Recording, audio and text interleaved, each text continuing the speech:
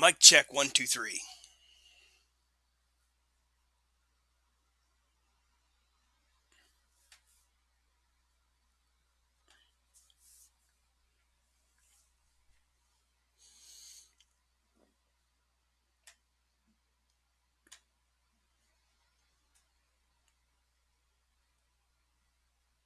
Check 1 2 3.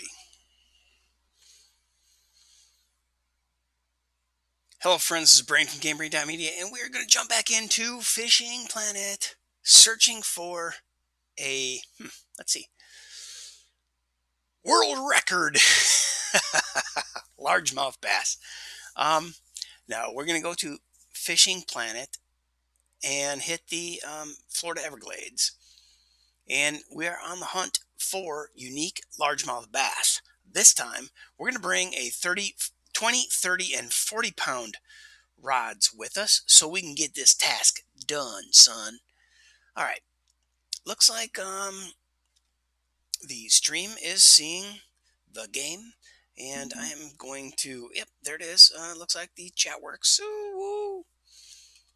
Test. Okay, so it gets really busy when the chat window is floating over the game, and it's really hard to see what's what, son. So we're going to bounce over to the shop and just change some screens until that thing goes away. Okay, so it looks like that's all cool. Not Taylor. Says damn. Um, oh well. I don't understand that message, but is fishing for sturgeon in California really the best XP? No, we already talked about that.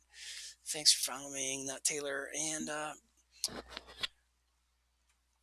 here we go. We're going to talk about going to the Florida Everglades and fishing for largemouth bass.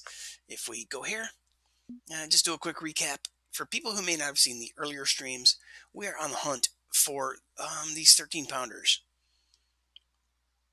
Let's see, a unique smallie. And where is my green fish? There he is. The unique largemouth bass. I have a 13.434. And the current records for this fish.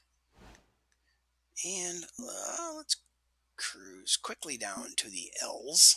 Largemouth bass. Bam. The current records are lingering in the 12s, 12.5. So for me to pull out a 13.5 would be remarkable, right? Now, just since my hunt began for beating my own personal best, I have pulled out a 10-pound uni, which is no big deal. Well, I mean, it's a nice fish, and any person under any gamer player under 30 or in the 20s would be pretty freaking happy with that fish, right? So I was happy with it too. It put up a hell of a fight since I caught it on like, oh man, it was just yesterday or 2 days ago, but I can't remember what size line I caught it on. Now today I have come loaded for bear. So my lightest bait line is 20 pounds. My second lightest bait line is 35 pounds. My next is 44 pounds. Dude, when I catch one of these fish, I just want to rip it out of the water and get the line back in the water ASAP. Now, my bottom rod, I left it dangling out there at 25 pound. But my lure, my lightest lure line is 23 pound with the walker on it. And then, let's see, we bounced to a 25 pounder with another walker, but this time it's a 2-ounce walker. And this rod can handle a 2-ounce walker. Last time I broke the rod trying to cast this guy, but what I wanted was a walker with a 4/0 hook, hoping that that will trick the system into giving me the fish with the biggest mouth that can accept a 4/0 hook. Now, really, I've caught little skinny fish on 4/0 hooks, right? So, I'm playing games here. Anyway, so like I said, our lightest lure, rod, and reel and line gets down to 23 pounds. Then we're at the 25 pound. Then we go to a 41 pound. So in the lures, and guess what I put on the, guess what I put on there? The narrow purple. The narrow purple spoon. Oh, but it's not barbless even. Ah, shoot. Do I have my barbless with me? There it is. Barbless. Bam! We're going to give this a shot right out of the gate. Why not? So we're already in. Oh no, we had to leave the Florida Everglades. So we're going to restart with the same damn weather pattern, and that's fine. Screw it. Let's go. You're going to a pond where boats aren't available. Okay, that's fine. Carry on, Wayne. All right. And we all know that we want to go to the lily pad channel. And I'm going to go to a private room so I don't get interrupted. And once I get there, I'll quickly show you my markers. So I did one stream, but I had a network interruption. My network cracked, and it split my video into two. And I think it ended even before my video ended, but whatever. I am prone to network connection errors because I'm a pro streamer, baby, and I have the fat line. Sarcasm. Anyway, yeah, I started a stream and I did it with a 6 pound, 10 pound, 20 pound bait rods and and lures, leers, lures. The beer is finally kicking in. All right, so let's go ahead and no, let's cast the lightest line first, which is carrying a large minnow, and it's going out there to the hot spot. Oh, yeah, might just been a little bit too far, but no, hopefully we won't get caught in the weeds. Yep, we are caught in the weeds. Nah, it looks like we're free. All right, now let's go with rod number. This is not the okay. Now, okay, we got a 20 pound, a 30 pound, and a 40 pound bait rods, and we're gonna chuck them all out there in the hot spot. Even though this isn't the time of day for um, for unis, we're just going to chuck them out there. And when I bring them in, hopefully I will remember to check their depth because we might have just totally done stupid things, throwing stupid rods. But I'm going to throw the bottom rod out there. This time of day, who knows what's going to happen? Well, fish on. So, because we have a pretty powerful rod, I don't remember which one this is. It should come in pretty simply because, like, I was fighting and having fun and making XP with a 6 pound line, catching 3 or 4 pound fish. But don't need to do that. I don't care right now. I just want to haul them in ASAP. Okay, so a nice little trophy. Gonna go right back out to the same spot, and then I'll pick up the screamer. And the screamer is gonna be tough because it's only a 20 pounder, I think. Well, 20 pound rig. And a 10 pound fish can put up a hell of a fight on a 20 pound rig. So this is clearly not a 10 pounder. Voila. Little trophy. Gonna put the bottom out there at the hot spot. And we're gonna drop that there. Then we're gonna grab our rod from the number 7 slot. No, I want to grab it from the number 6 slot with the purple narrow. This is the dual purpose or all purpose, do it all um, spoon, and I just thought it would be fun to play it here. So I'm going to try to get into a stop and go pattern. 3 buttons or three white dots on a stop and go. Come on, guys. You got to give me a fucking bass with this lure because just because I'm going to throw it off every end of this frickin' dock. I will get a bass with this lure. I guarantee. Okay, look at that. Look at all that activity right there. They're just begging for us to throw a lure through that puddle, right?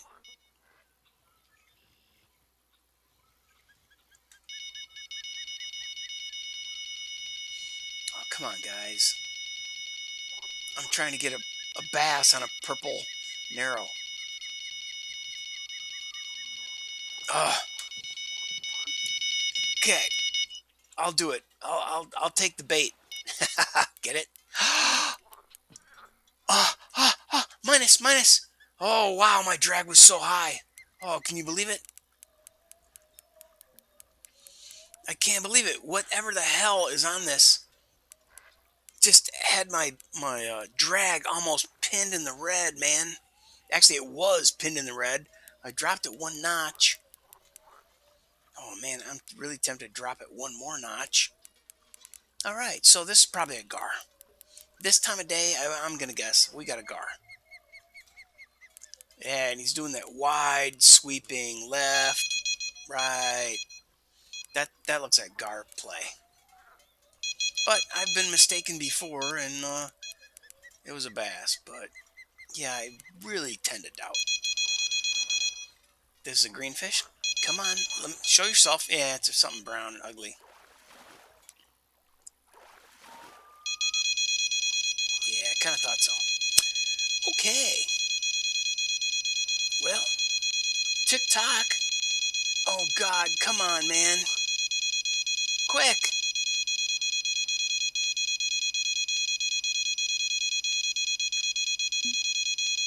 A trophy Florida Gar. 14 pounder. All right, so yeah, that was a fighter. And now, are we still in Gar Town? I hope we're not in Gar Town. But hey, I have a Gars and Glory rod going on, right? Nah, it looks like a greenfish to me. Oh, there it is, man. That thing was fat and came in heavy, and it's only a 4.7. Well, here we go.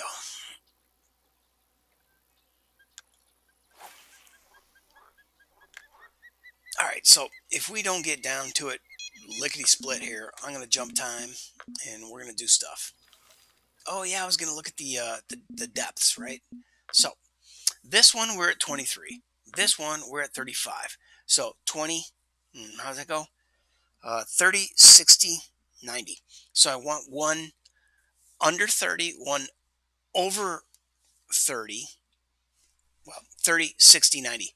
Go throw a line under 30 inches deep, throw a line under 60 inches deep, and throw a line under 90 inches deep. 30, 60, 90, right?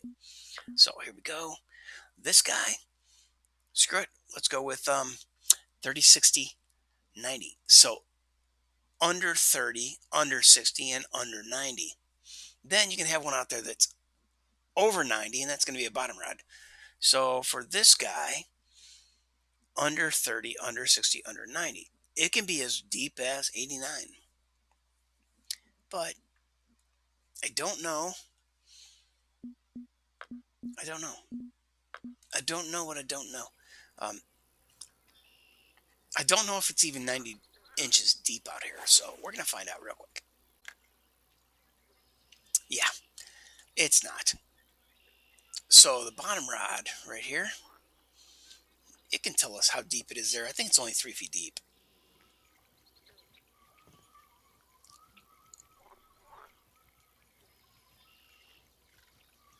Because when we cast this bottom rod, if you watch in the top left corner, see where it says large minnows X series hook number 4/0. And then there's a circle with a large minnow in it. Right below that, you're going to see the depth once I cast this. Right at my bobbers, or right at those markers. Bam, bam. I think it's maybe 4 feet 9. Oh, 3 foot 1. So yeah. Okay.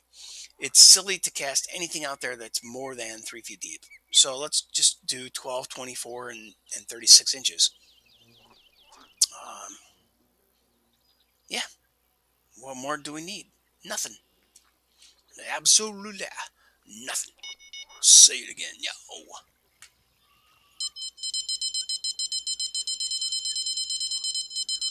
I really, really, really want to catch something on this freaking purple narrow here. And I'm afraid it's going to be a gar or a bowfin. Oh, oh, so not happy with that result. Okay. So this is our rod in the number 3 spot, which was on the bottom. So we're going to go ahead and make it 36. We're going to make it 30, 60, 90. Yeah, 36. 36 would be fine. That will be laying on the bottom out there, pretty much. Bam. Chunk.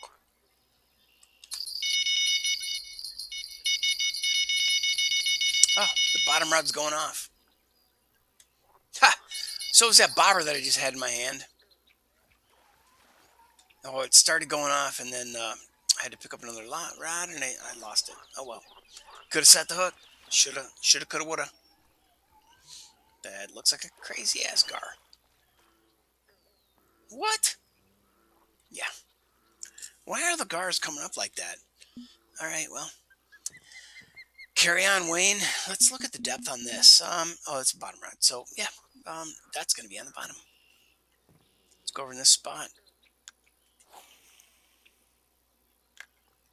Yeah, I got a large minnow going on that.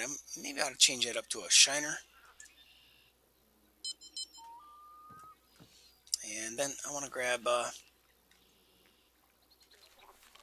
rod in my sixth slot and start chucking that purple spoon.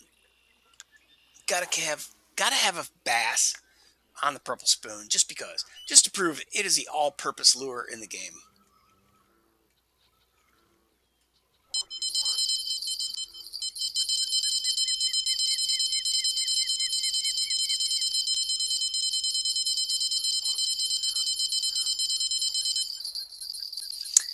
All right, I'll pick it up. You're gonna tease me like that. Okay, it's running big zigzag pattern. Okay, I was mistaken. The really quick back and forth is the bass. And oh well, what is this? A greenfish? No, it's a butterfly. Wow, yeah, it really was looking to fight like a gar. Maybe not because of the speed. Okay, so all right, now let's jump to rod 4. Bam.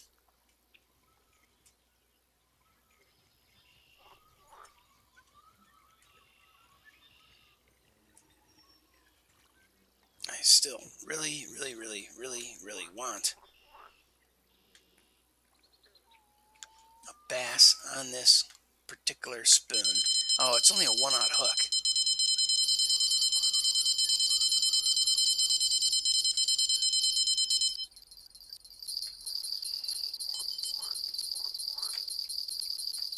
Ah, oh, my connection keeps cutting out on me, man. I couldn't set the hook because it was like connecting, running, waiting.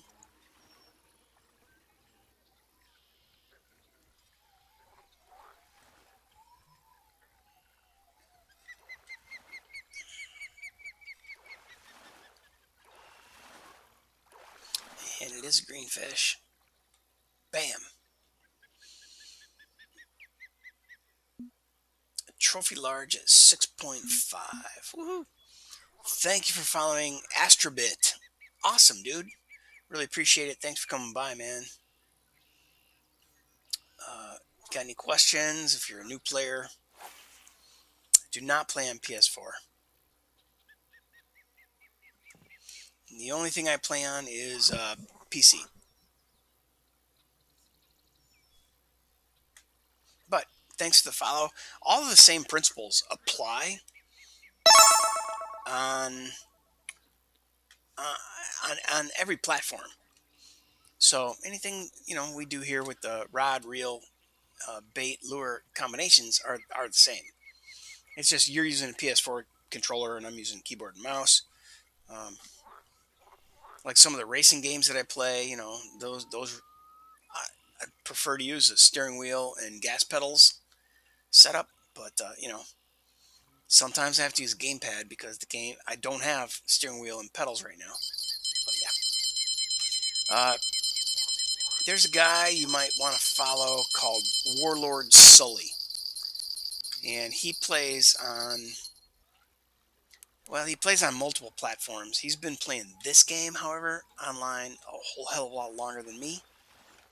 And I always like to share the love. Sully is a good guy.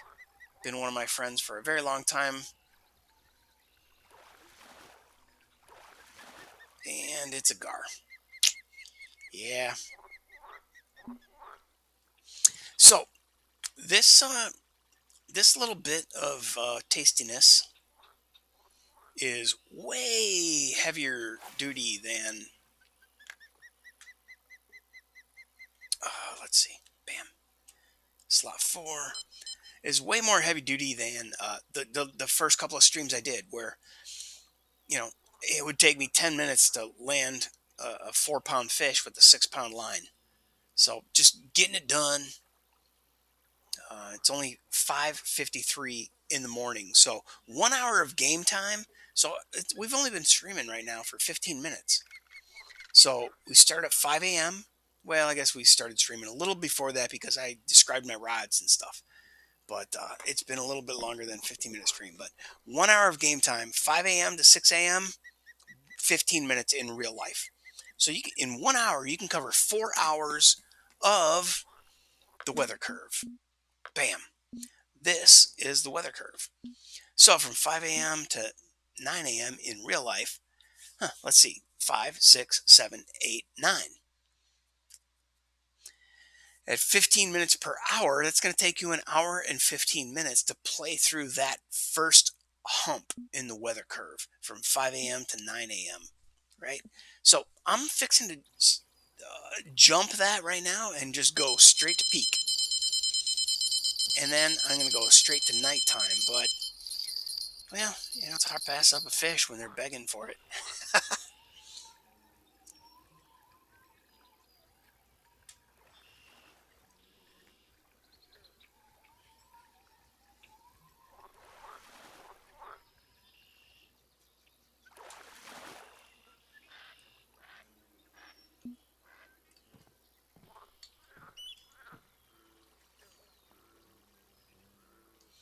Boom. Fish on the bottom. Man, I don't know how you would even do all the things that I do for micromanaging. Man, the using the gamepad in the rod selection and all the rest of this, to me, it just seems like it would just be a monstrous, tedious. Well, you know what? It is kind of monstrous and tedious on keyboard and mouse to like pick and choose between all the different tools and rods and reels and trying to get this thing to walk. There we go. Wow, heavy rod, heavy line. That's pretty tough to get a walker walking. So my walker may not be of much use now.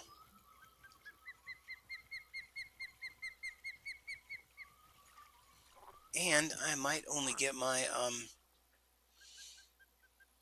13.5 pound largemouth unique largemouth bass that I'm shooting for. That's my goal. Got to be 13.5 or 13.44. And that would get me past my current record. I'm pretty sure I've seen bigger fish on that leaderboard, but right now it's only oh man, how did I snag with the top water? Right now it's only 12.6. So, bam, discard. If y'all want to join, um, jump in and try to beat a 13.343. No, wait, 434, which is my current. And I think the developers may have set a different limit on largemouth, because how is it that nobody has caught anything larger than a 13 pounder in the current leaderboard?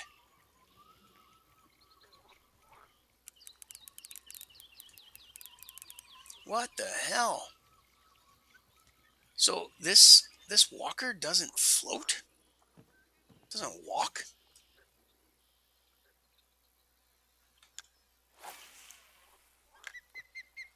Okay, it's out there. It's a 2 ouncer. Is it because my retrieve speed was too fast? I mean, I keep getting snagged. It's top water. Through open water, it should not snag.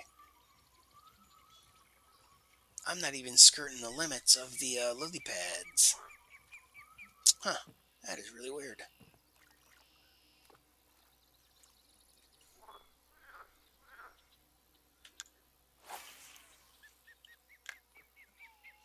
So yeah, I got the bait out in the hot spots, so I'm just killing time in the side waters.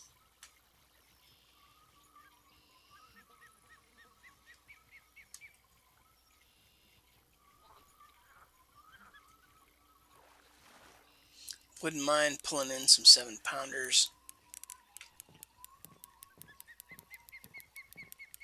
Wonder what this one is. Kind of fighting like a greenfish. Going wide. Nope, that looks like a gar. Going far and wide. Zigzagging back. Hard telling though. I haven't really figured it out.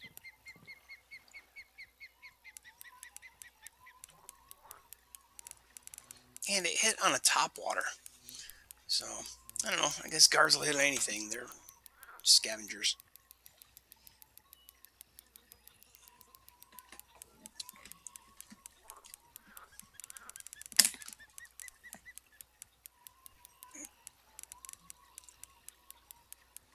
Wow.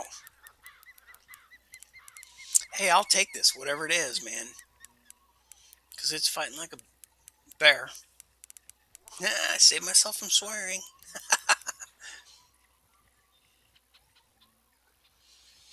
Personal challenge for me is to cut down on my cussing. And so that means maybe only 15 or 30 times per stream.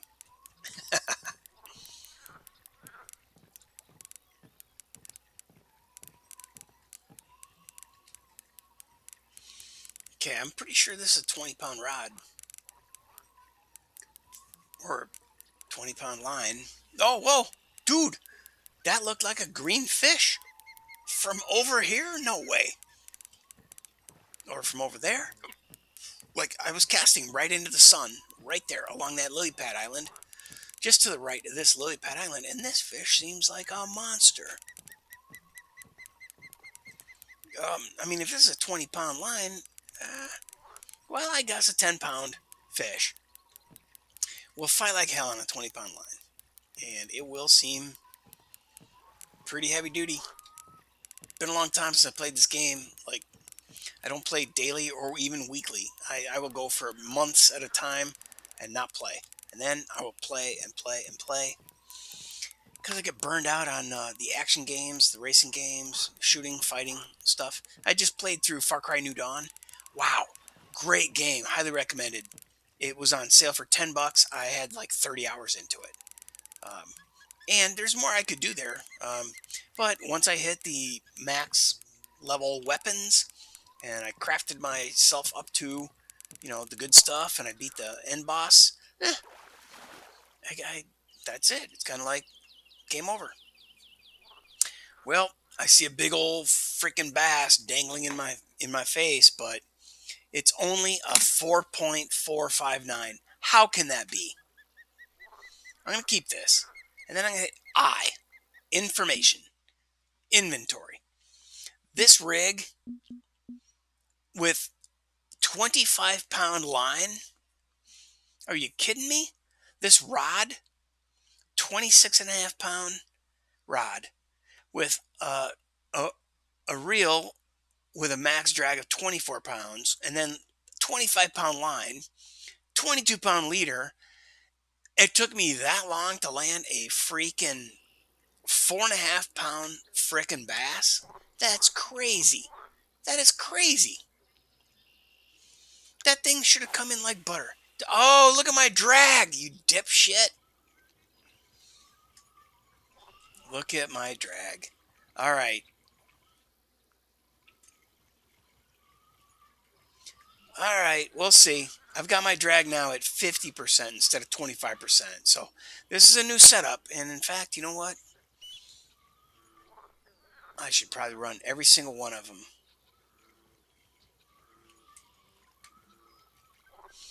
Let's go look. Well, the bass rods don't know. Okay, so switching to, all right, so I'm about 75% uh, with this setup. Okay, and now I'm going to switch to the number 6 rod, and it is. I'm going to back that down to, whoops, 75% also. But this reel speed has a whole lot more gradation. Now let's go to 6, which is this guy, the one that I was just pulling him in on, and I am at 50%. Whoa, now I'm at 75%. So, holy cow, that 4 pounder should have come in like butter, man. So I'm gonna go ahead and try this again and see if we can get something. And I'm gonna have to keep my eye on the drag. Okay, so I'm running a walker through the hot spot.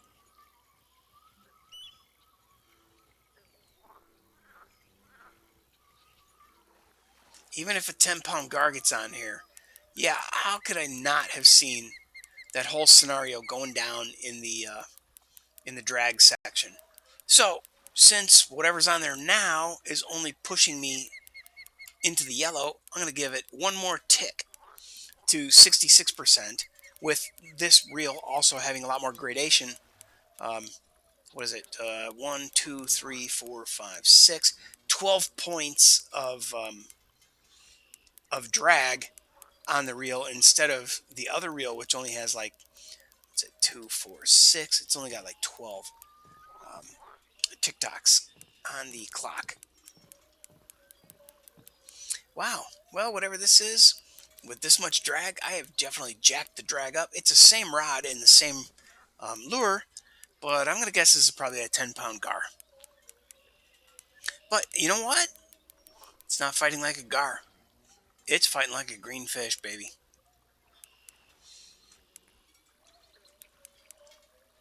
Oh, I wish the Z key worked while you're fighting a fish.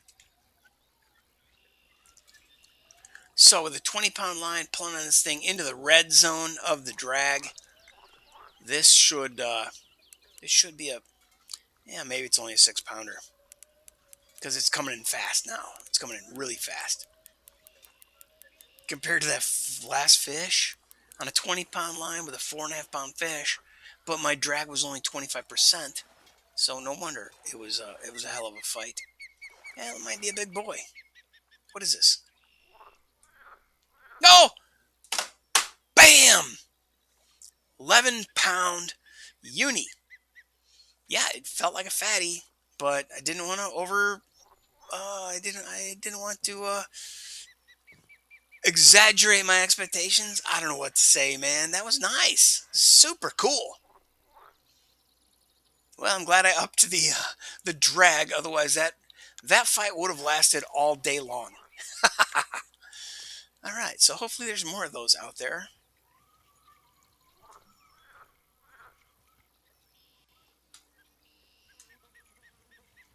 Get that walker walking. I'm walking round the world. I'm walking. Can't be bothered. I'm walking. I totally don't know the lyrics. I just made shit up. But everybody knows that.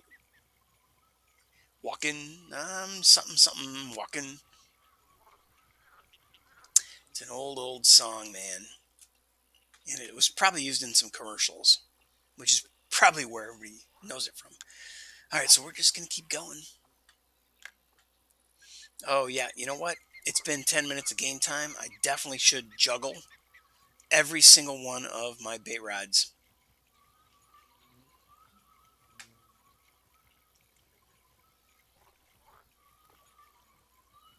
So what I'm hoping for is to see that big giant wake of jaws following my lure, but ain't happening right now. All right, so since I've restarted my hunt for a uni, I've picked up a 10 pounder and an 11 pounder. And yeah, there's some fractions or some decimals involved, but close enough. Doesn't Nothing counts until I hit 13s or 13.5. That's my goal. But, I'll take that 10 pounder, I'll take that 11 pounder. I'm hoping for a 12 pounder, and then I'll be hoping for 13.5. You're gonna hear me keep harping on that because I'm kind of obnoxious that way. All right, so you know what? I'm just gonna lay off it. Well, no, I'm not. I'm gonna chuck it out there in the hot spot, and bam, that one's out. Now we're gonna go ahead and swap out for rod number 4. Get this thing off the bottom. Go over to where the GAR live. Not that I really want GAR, but I'll take the money to pay for the trip. I think I will probably pay for my trip since all I paid for was airfare. I own a permanent license here. Very, very highly recommended. This is one of the best lakes to buy a full-time license, along with Michigan. You can just fish your brains out and just have never-ending fun. Like, my God, there is there's 12 and 13. Wait, no, there's 20-pound walleye in Michigan, dude. So if you've been to what's it called New York for walleye fishing, and you haven't been walleye fishing in Michigan because everybody says, "Oh, Michigan is a," well, I'm just going to jump on this. Michigan's a pike lake or a muskie lake. No, no, no. Michigan is an everything lake. There is so much variety in Michigan. You just will never get bored there. I mean, you can get there on a pretty simple low level, like in your 20s or in the 20s and 30s levels of gear. In fact, I've seen 10s and 17s there. Um, and there's, just go look at KP Shamino. He is a YouTuber. And if you drop him a comment, tell him that you heard about him from GameBrain.media. Um, he's a cool guy. And he has a ton of videos about fishing in Lake Michigan. Um, in Michigan, which is what? St. Croix. Stcrouix. Yeah, it doesn't look like St. Croix in any way you would spell it phonetically if you're a foreigner. So, unless you're French, then it would look like St. Croix. Maybe. I don't know. But, man, Michigan, St. Croix Lake, awesome, awesome spot. So, like I said in my last video, in case you didn't see that one, um, what I highly recommend is me trying to catch a fish on the purple lure, the narrow purple barbless spoon here. Just because, I mean, I got to be casting something while I'm standing here waiting for bait, right? And all I need is one fish. I want it to be a bass. I really do want a bass on this thing.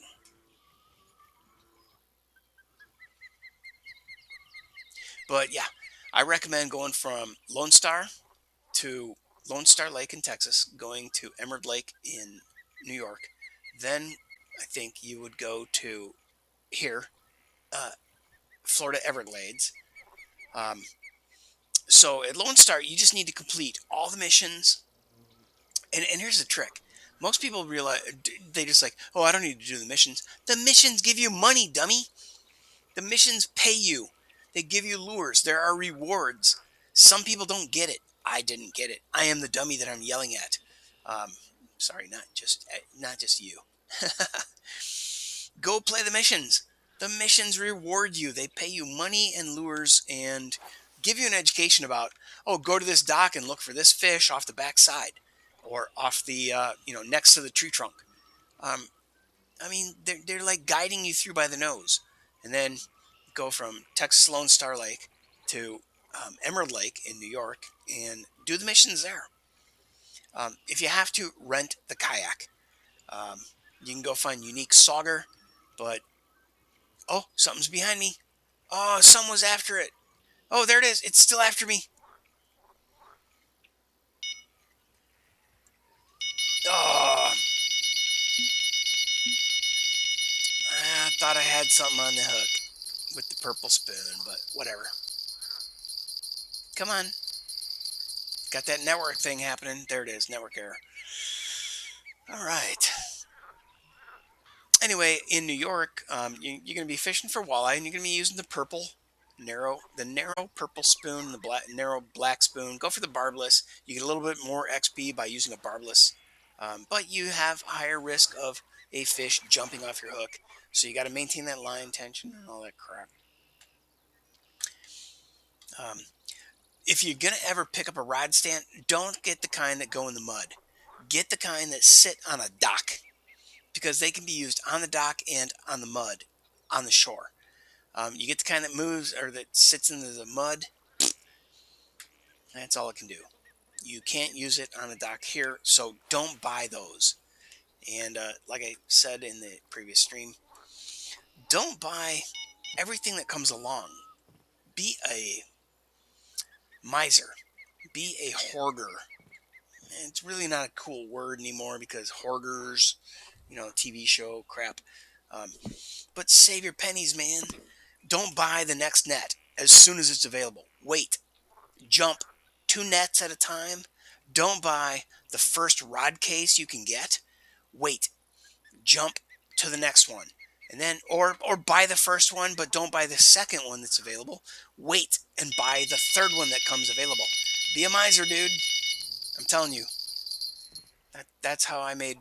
That's how I am standing at $5 million in the game. Of course, I also spent a lot of time, and I've been at every lake. And but I don't own every lure. I don't own every rod. I don't own every reel. There's no point in doing that. Just get what you need. So, anywho, let's look at the time. Oh wow! All right, so we're kind of at the day peak. So, I'm just gonna let this ride out for another 15, 20 minutes. Okay, I really want to. I want to pull out this purple spoon, and I want to catch a fish. And I really think that it would be right here by my favorite freaking 7-pounder. That marker was famous for a 7-pound trophy every single freaking day, multiple times per day. It's like I would cast right, left, and center, right, left, and center, right, left, and center. And I would just get one from one side to the other. Ah, son of a bitch. Can't believe it. Cannot believe that I'm getting nothing with this thing.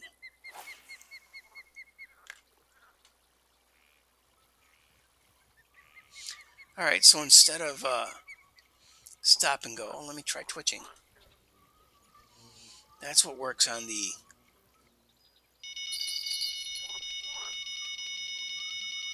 walleyes. But I know we're not at a walleye lake. I just figured it would be the do it all everywhere kind of lure, and it's not. All right, so we're about to jump to the next peak just so we can get some uni action. And, just FYI for your information, uh, uniques don't only occur at peak, uh, they happen all the time. Um, yeah, the Uber sheet kind of has a general understanding of when and where, which lake and which time specific species tend to appear. But it's not religion. That's not the right word. It's not It's not dogma. It's not written in stone. What the hell is that expression that I'm looking for? Doesn't matter, I guess.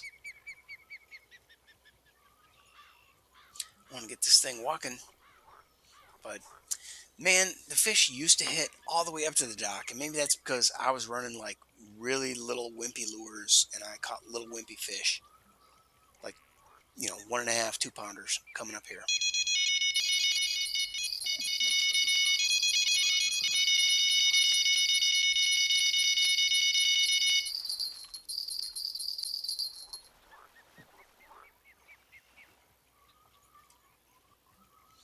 Oh, this must be very small because it's coming in stupidly fast. Yeah, okay. So we're just gonna start hauling them all in, and then we're gonna change time.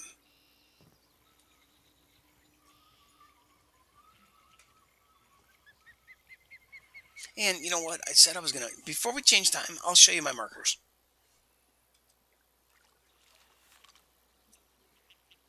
And I'm gonna leave my rod stand right there because this thing's been snagged the whole time. That's not very useful. Um, Also, this is one of the first times I've started using a frog here, and I might just dump it and go for shiners because I know shiners are like older reliable. They're just gonna work. The frog, I don't know if it gets me unis or not. So let's have a look. What did I get my uni on? In the fish keeper, my 11-pound uni today was caught on the walker, a 2 ounce with a 4/0. Now, to cast a 2 ounce walker, you're going to need a fat freaking rod.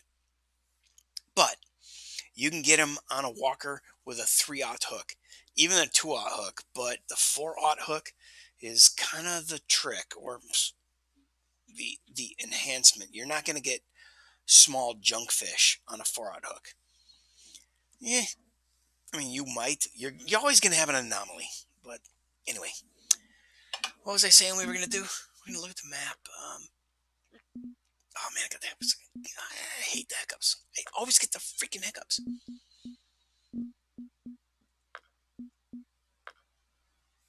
No, no, no. Fish keeper. Okay, I've got 8 grand so far. I can't remember how much it cost me to fly here. Got a cough. Hang on.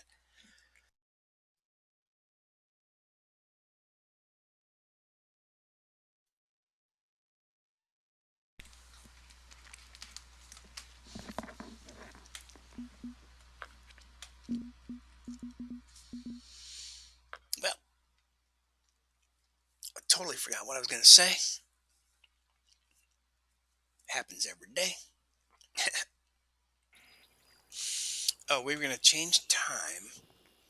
But before changing time, we were going to look at something. Oh, yeah. What I got? I guess all it was is what I got the uni on. So here's a frog. Instead of the frog, screw it. I'm going for the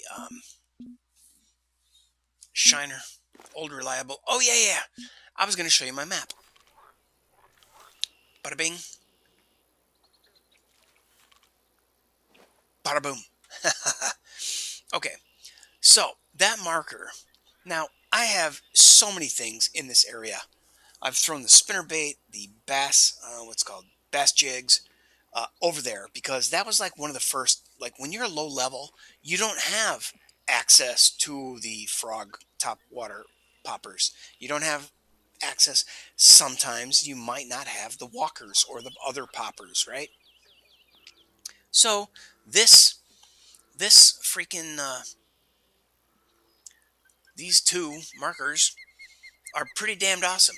Oh well, okay. This is an 8-pound trophy, and this is okay. Uh, uh, uh, this is a 6-pound trophy.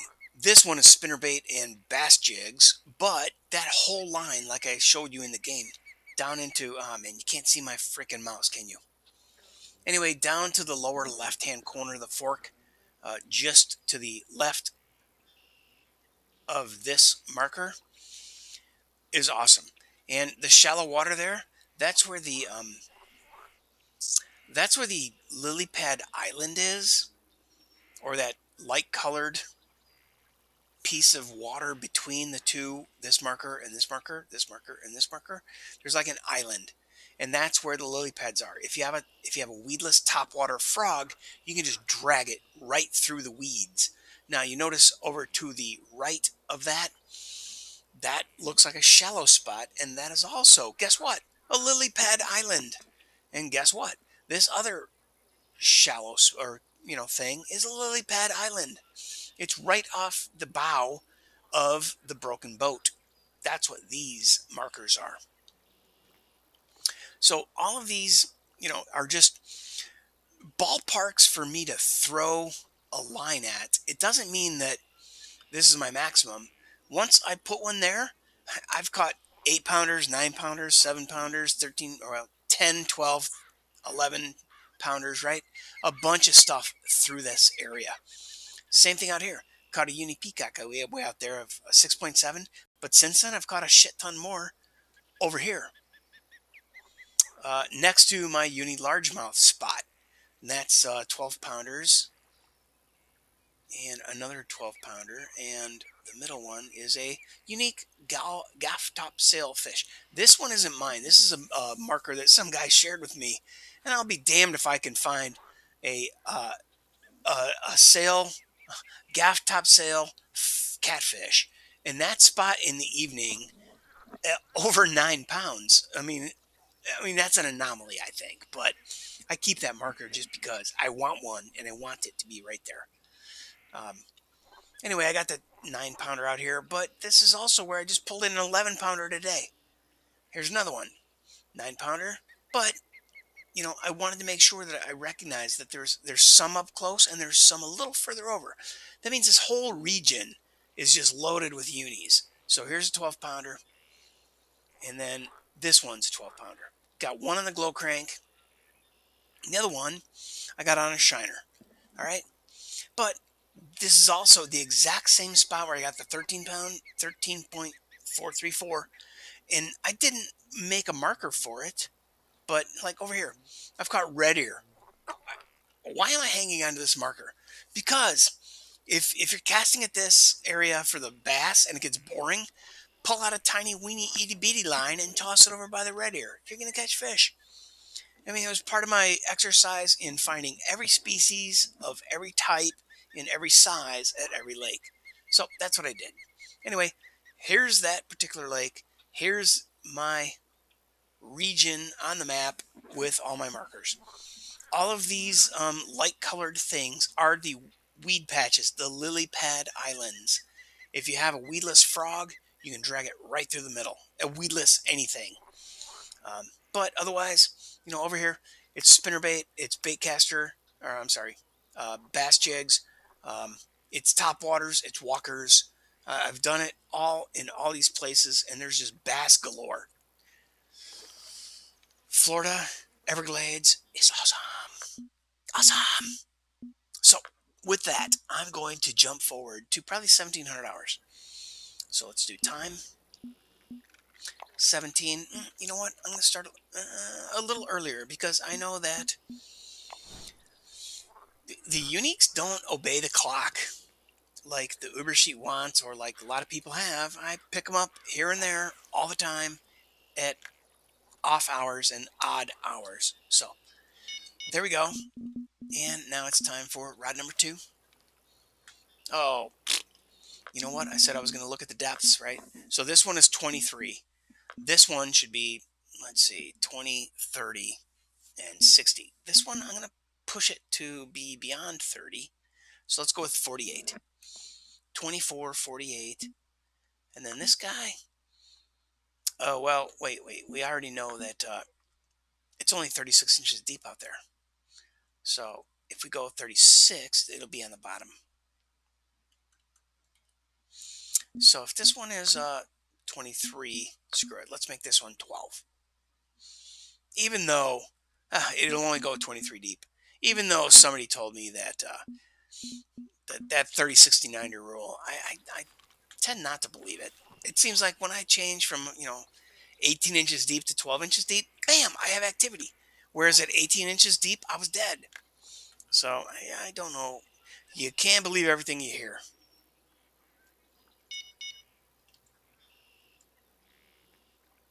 Come on, put it down.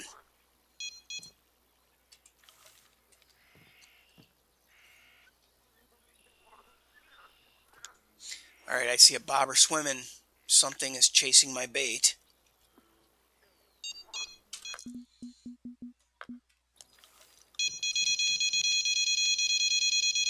Game on. Game on, not fish on. Not until I land that bobber. And bam, we go to this guy. And come on. Okay, fish on. Now let's go to rod 3. Bam, fish on. I didn't really get a good sense on the first fish, but this second one is coming in so fast and so easy. It's small, and I have a big rod. It's fine because all I care about is getting the unis. So if I catch some little fish, it's just money. Just money. So I can buy more bait. 3. Bait is, the game has actually, shifted away from lures as the best um, trophy catcher, uni catcher. It seems like bait. It's where it's at, man, because they can use in-game money. They force you to make money in game, to spend money in game, to buy the frickin' bait. All right, 5-pound trophy P or trophy butt. That ain't bad. I'll take that all day. And then we have this guy.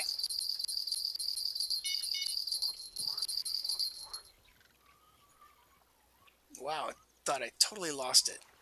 The line went so slack for so long. Oh, looks like a P. A little butt. And now, here we go.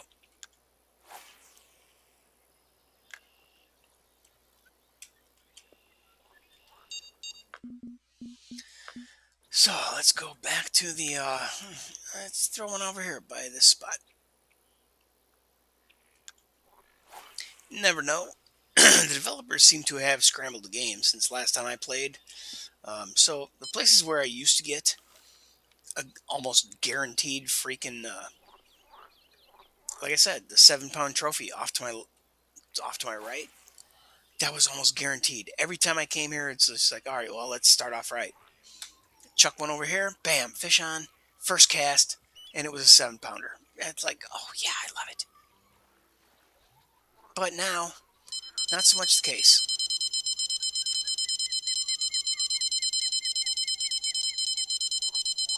All right, so this is a pretty small fish. He's coming in, he's going back and forth. It does look like a yellow fish.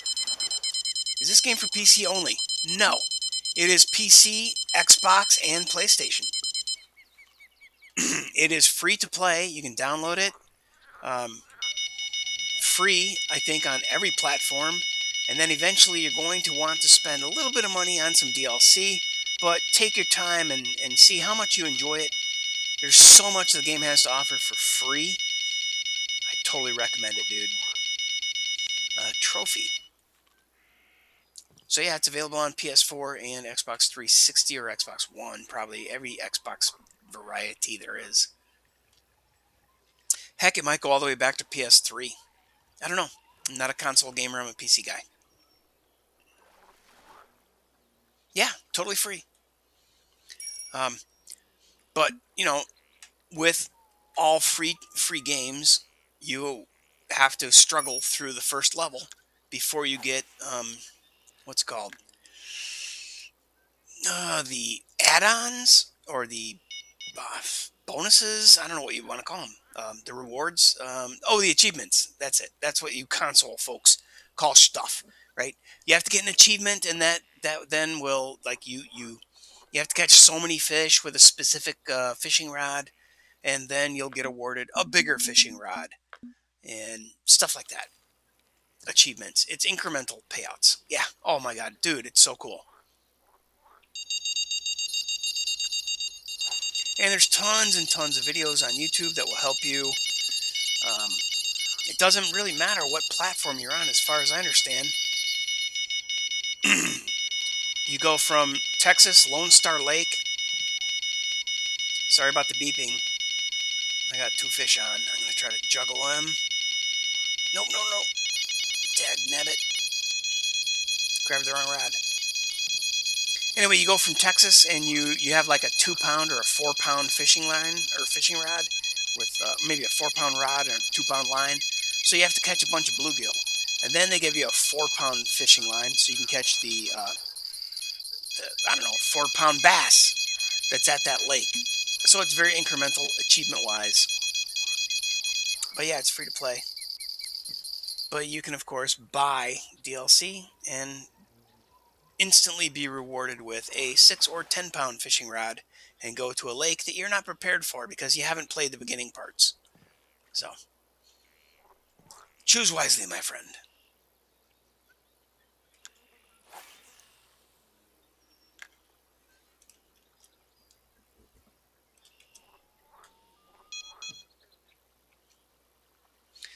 All right, man.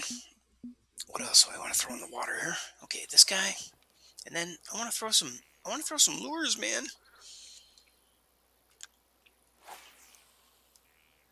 I want my walkers to pay off.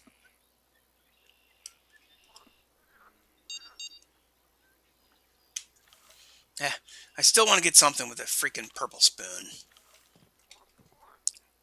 But for now, I think I know where I can get fish with the purple spoon here at this lake.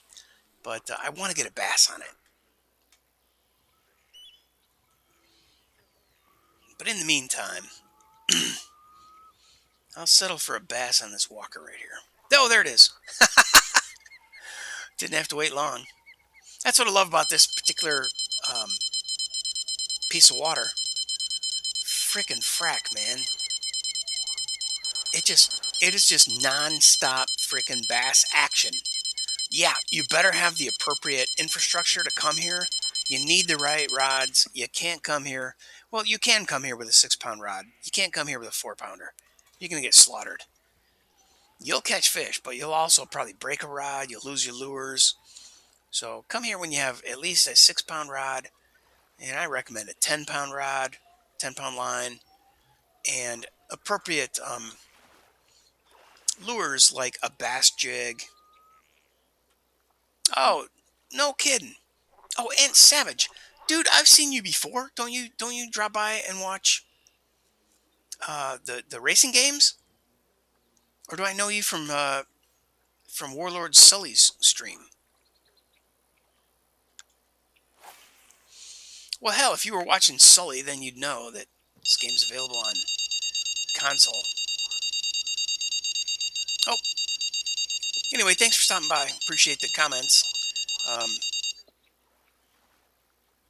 ah, okay, comments faded away. Yeah, if you have Fishing Sim World, it's almost the same thing. It's made by the same developer, but I think you purchase Fishing Sim World, and I think they did. Maybe that's the version. Ah, okay. So yeah, I've seen you on the MX games. Um, I think Fishing Sim World free to play. I thought that Fishing Planet was free on all the platforms and called the same exact thing. So I'm a PC gamer, so maybe I'm mistaken. Maybe it isn't. I thought it was though. I thought Warlord Sully played Fishing Planet on Xbox and PlayStation before he ended up um, playing also on PC.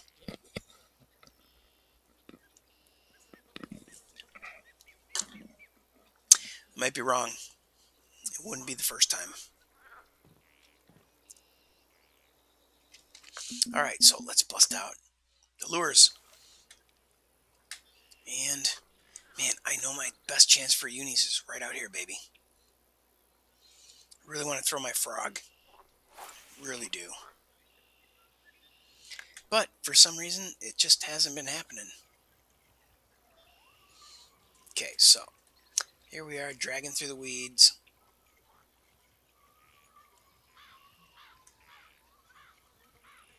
Skipping through the weeds.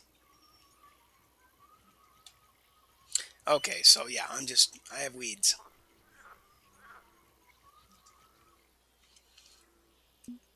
I should just skip the nighttime and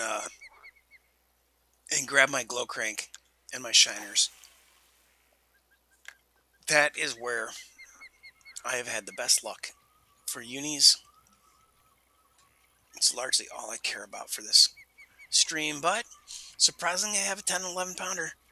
Got to get the 12 and then the 13 and then the 19 pounder.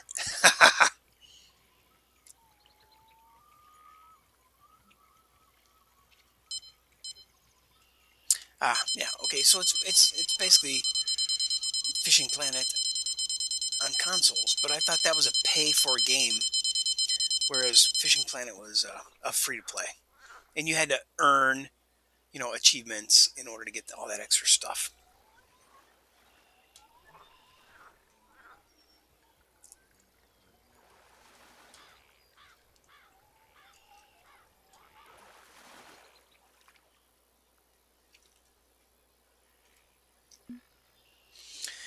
All right, well, dude, I finally finished the 250 series on Twitch, and I uploaded them as an entire playlist on YouTube. So if you jump over to YouTube sometime, you can watch 1, 2, 3, 4, part one, part two, three, four, all in a row. Um, the chaos never ends, but it is different days that I play the game. And then I've started on. I'm almost done with the 450 series, and then I'm going to start free riding and maybe make my own little championship. I have 1, 2, 3, 4, 5. I have 5 tracks that I've selected that are tight and technical, and then I think I'm going to change my what's it called AI difficulty setting, and then I'm going to jack that to instead of easy AI. Like in the 450 series, one of the streams, some guy showed up from Europe, and he told me that those wah wah wah wah wah, the jumps I hate that are not whoops, they're not rollers, they're not rhythm. He called them waves, and that's exactly what a boat sounds like when you're blowing through the waves. Wah wah wah wah wah, because the waves are pretty consistent. But they're not rollers. They're not whoops. You can't skim them. You can't get a rhythm through them. You just have to bear down and grind. It ain't no fun. I hate them. But anyway, he turned me onto that, and I'm gonna try to crank in a uni here. Oh, so yeah, he also talked me into. Well, he was making fun of me for running on simple AI. So I cranked it up to realistic AI, and I got my butt handed to me. And so then I had to run through 2 motos before I could turn it back down to regular AI difficulty. So turning up the AI difficulty is going to be a challenge because I just am not fast.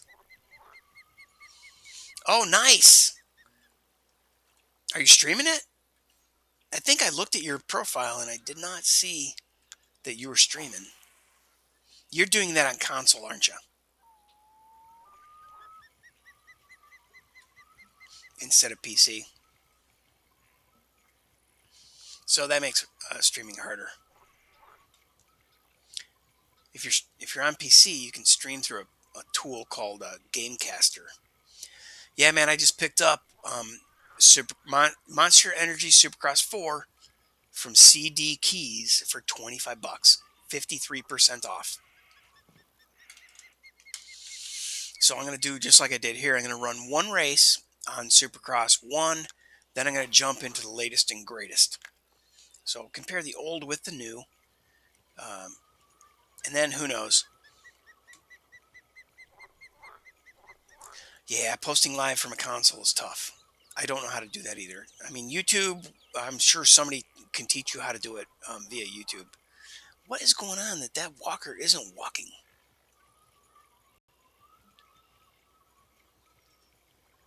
Ah,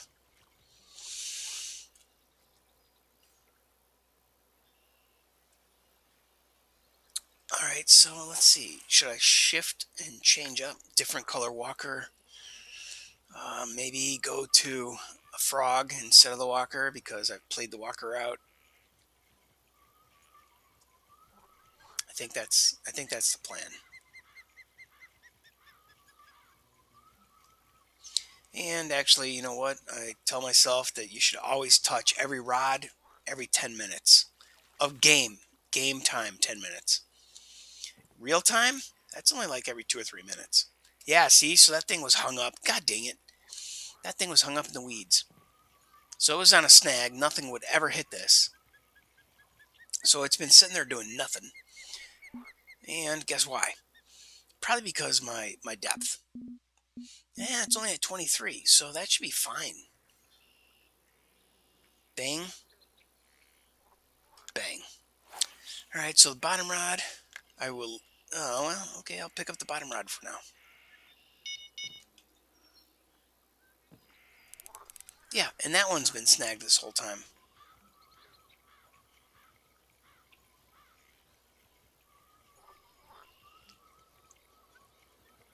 Oh, no kidding. You don't know how to post your lives.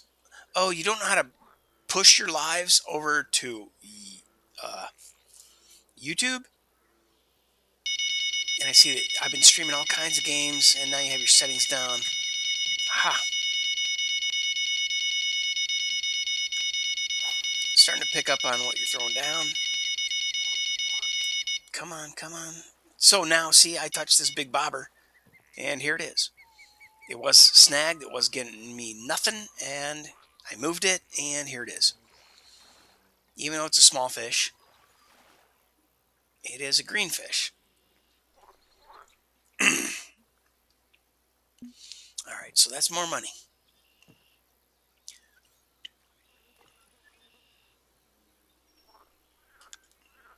Yeah. Man, there's a tool that I think it's called Tube Buddy. Tube, like YouTube. Tube Buddy. Um, it's pretty interesting. It's a Chrome extension, a Chrome plugin, and they teach you some stuff about how to do things on YouTube. But for you can also just do a YouTube search for export. Here's the search phrase you want: export Twitch to YouTube. So you need to have a YouTube channel set up, and then export Twitch to YouTube. You'll learn how to go into editing the Twitch videos and then export them to YouTube. But you absolutely have to have a unique headline for them so that if people are going to go to YouTube and they're going to search for, let's say, example, this video, Fishing Planet Unique Largemouth. Well, they should find this. Now, after that specific keywords, I also add part 1, part 2, part 3, or the hunt, the search. Now, most people aren't probably going to use those words, but that's my unique descriptor afterwards. So, all right, see you later, dude.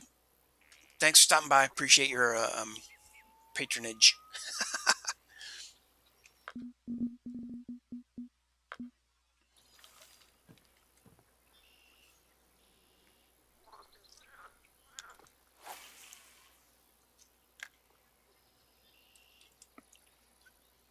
How in the heck? Okay, if you're watching on, can you watch Twitch on a console?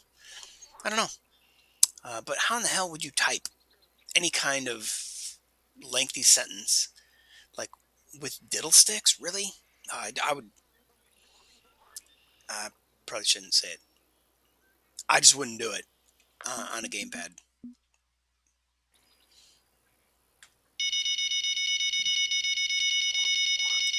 So I assume the comments are coming from PC side. But I guess you can watch and browse the web on YouTube and PlayStation. I'm sorry, on Xbox and PlayStation. Like they have a built-in browser. So you can watch Twitch on both platforms, as I understand it. All right, so it's probably not highly likely that I'm going to be yanking the uni in here, especially since I said I was going to move my bobbers, and I've only moved 2 out of 4 rods. And that one was snagged the whole time. So sitting there doing nothing, no chance catching a fish. The bait was stolen or lost because a turtle took it. Frickin' turtle. I'm joking. I like turtles. But I would like them for soup. No, I'm just being a dork.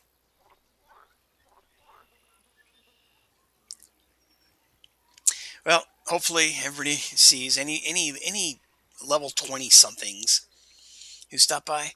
This place is off the hook, but you should have a dock capable rod stand, whether it's a 2 rod stand or a 4 rod stand. A rod stand will serve you well. Have a 3 rod case. You can come and toss 2 bobbers and then cast a lure. And that lure should probably be a topwater, like a walker, a popper, or a frog, a weedless frog. Um, and you can throw it into crazy places, like I'm about to once the bait fervor settles down. Okay, oh man, another gar. Oh well, I'll take it. It's weight and money. Boom. Okay, now this guy's coming in pretty freaking easily. We don't want to lose the other fish. He's so close though. Think we can wait for this guy on the rod stand at slot 2. Bam, got him. He's gonna be pretty small too, but hey, like I said, weight and money. Weight and money. I want pounds of fish. I'll take the money because I'm gonna buy a whole bunch of shiners. And guess what? The the rod in slot 4 is still just dangling out there waiting. I haven't touched it for way more than 20 minutes, and holy cow, really? Our clock has only moved this much? Oh, geez, dude, do you realize what's ahead of us? It's going to be a bunch of 4, 5, 6 pound fish, but it's going to be chaos. Okay, so I'm going to pull that bobber. Yep, it was snagged. Now it's not. And now I'm going to try to bring this guy in. Yep, and he was snagged. He was sitting there as a snag the whole time. I had 4 bobbers out, and they were all snagged, just sitting still until I started moving them, and then I suddenly had action galore. Remember James Bond? The kind of galore he had?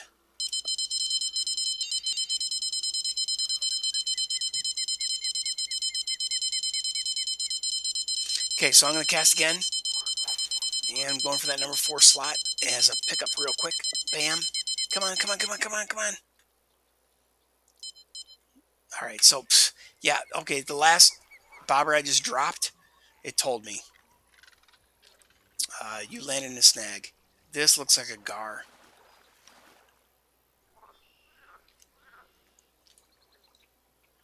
All right, so let's chuck it back out here. This game is so much like the Hunter Call of the Wild. It's so easy just to get lost in limbo and playing the game. An hour or 2 could pass, and you're still just playing the game. With Call of the Wild, I set myself a limit that I would kill 20 animals or play an hour and a half, and then I'd stop. So I have no idea how long I have been playing this game. I don't want to alt tab out um, because I usually lose my connection, or at least I lose the chat link and stuff. So I think it's been over an hour and a half though.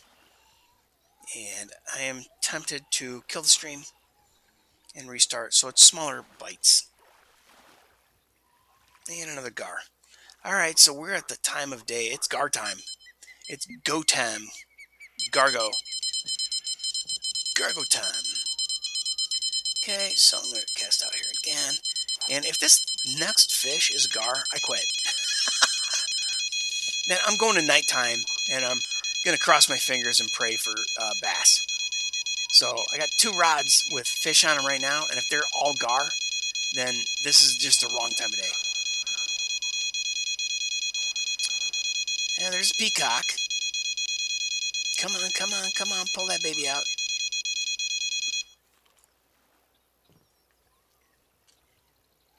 All right, so the peacock passed the gar test, and this is coming in so fast that it can't be a gar. But I don't know, that zigzag behavior was kind of garish. And here it is. Little largy.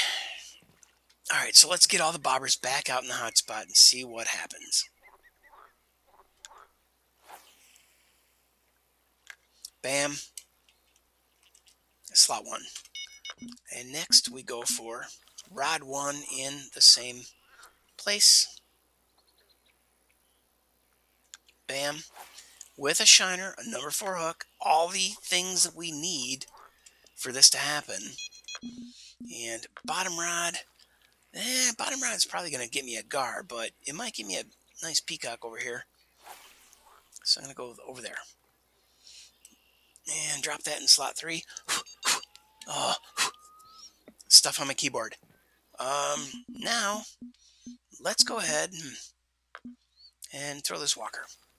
It's only the half-ounce number 3 walker instead of the big boy walker with the 4/0 hook. But it might play better. Well, so much for that.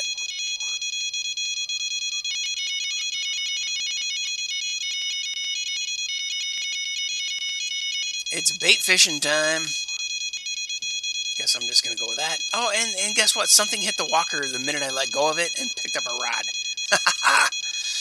So there is a fish on the walker, and that would typically be a bass. Oh, got another one going on. Little butterfly here. This is the, I think this is the walker. Oh no, network connection. Well, lost that one. Strike timed out. Bam. That one lost. Bam. Okay, got that one on the hook, and let's quickly change to this guy, since we already lost 2, and see if we get something off this. Alright, so this is a bigger, better, harder fight than the previous, the rod in slot number 3, which is a bobber, and honestly, I don't remember what it is as far as bait. They're all 4/0 hooks, and this is just a gar. Yeah? Yeah. But hey, at least he's a 12-pound gar. He's a trophy. Now, what are you going to do with a gar? I'll tell you what you'll do. You'll watch Daniel Arms of Arms Family Homestead. He just went gar fishing, and they did a catch, clean, and cook with gar. Now, they weren't in Florida. They were in Kansas, and they had a freeze. And I guess, let's see, Texas, Oklahoma, Kansas. Uh, it doesn't freeze very often there, but they went fishing in the freeze, and they caught a gar, and they did a catch, clean, and cook with gar. So, um, if you're ever in that spot, you need to recognize that there's something called the mud line, and you need to cut that out. And then there's also the bloodline. I think you need to cut that out too. But he shows you all that on his videos. It's not the first catch, clean, and cook he's done, but it's the first one I noticed where he did it with a gar. He lives with a 5-acre bass pond in his backyard. Yeah. Why would you ever go gar fishing? Because you're tired of 3 or 4 pound bass in your backyard? I guess. They let most of them go. They also stock it with tilapia, and the tilapia have babies, and that feeds the bass. And occasionally they catch that tilapia and they eat the tilapia. Which, from a lot of the things I've heard, tilapia are kind of like garbage fish, or they're poop eaters. Um, Not necessarily they're garbage fish, but they eat the waste material of other animals. Whereas, as I understand it, bass are predators and carnivores. So you're going to be eating something that ate something else instead of eating something that ate poop, that ate something else's poop. I don't know. Maybe I am not correct in the tilapia understanding, but I read somewhere that it's kind of a farce that tilapia have been played off on people as a great fish. They're just super easy to raise because and farm and grow on a fish farm because all they have to do is eat their own poop, and that's not really true. You do have to feed them, uh, but anyway, I look at a lot of these interesting, like Arms Family Homestead, right? It's about sustainability. It's about growing your own food. It's about being independent and stuff. So those fish farming kinds of videos are pretty interesting to me. And yeah, I cover a wide variety of topics on my streams, don't I? I think so. And I hope you enjoy them. Hope you will visit YouTube. Leave a comment. The best thing you can do for me is give me some YouTube action. Watch some streams on YouTube instead of through Twitch. Well, some Twitch streams that I pump over to YouTube. If you've missed my past streams, I have a ton of content on YouTube. So I need 4,000 watch hours, people to watch 4,000 hours of my streams. I think that I am. I honestly, I guess I'd be liar if I said I think I'm at a certain number because I thought that I saw it somewhere in the analytics, but I don't want to be a liar, so I won't say. Don't know how many hours I got of people watching, but I need 1,000 subscribers and 4,000 hours of the videos I've uploaded to have been watched by a minimum of 1,000 people. Actually, I guess it'll probably take 40,000 views to get 1,000 people to subscribe. If some of the uh, statistics, analytics, or data that I've watched are correct. So can you believe that? 40,000 views to get 1,000 subscribers and 4,000 watch hours? Because a lot of people they'll click the title, they'll look, and then they'll leave. Like, dude, jump ahead 20 minutes. If you don't like the first 5 minutes, jump ahead 20 minutes and watch at least part of the video. Damn it! So I do look at the analytics and I see a lot of people click on my title and then they leave. So, like I was telling Aunt Savage there, um, that oh crap, the line was bitten off and terminal tackle was lost. Son of a! Are you kidding me? How did? Okay, that can only be a gar. I mean, I don't think a bass is going to be biting off my freaking tackle, but oh well, frickin' frack. Now, a 22-pound line, and then my leader, I believe, was a 20-pound leader. Let's go and look at my line. What do I got? A 22-pound leader. And he took my 4-aught X Series hook. You dirty dog. 20-pound line. Nope, 22-pound leader is not what I had. So I guess I need to go to the shop. Since I didn't bring extra leaders, really? Leaders? I'm going to go titanium. The best you can buy here is all right, so fine. I'm going to put on a fatter leader than I have line, which to me does not compute. You always want to have a descending hierarchy: a 22-pound rod, a 21-pound reel, a 20-pound line, and then you should have a lighter leader, but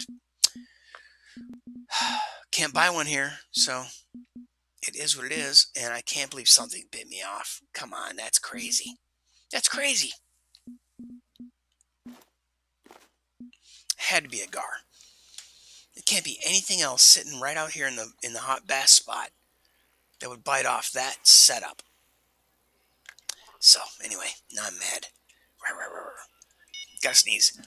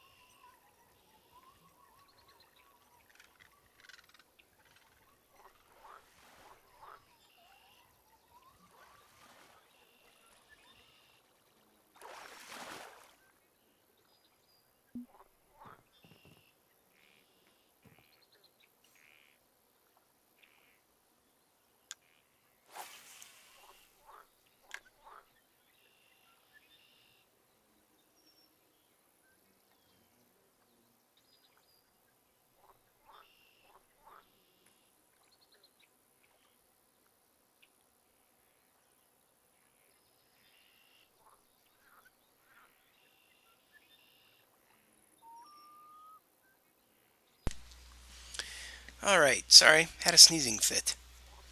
Happens a lot. I guess I'm allergic to, I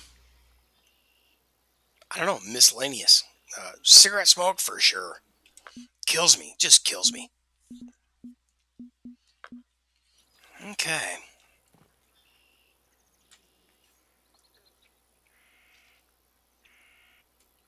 so I'm gonna try the topwater walker, and then I'm gonna switch over to the frog.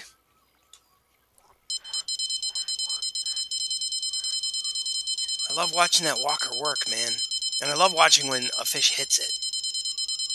All right, so we're not gonna get to see that because we got a fish on. Not a bad problem. Good problem to have, right?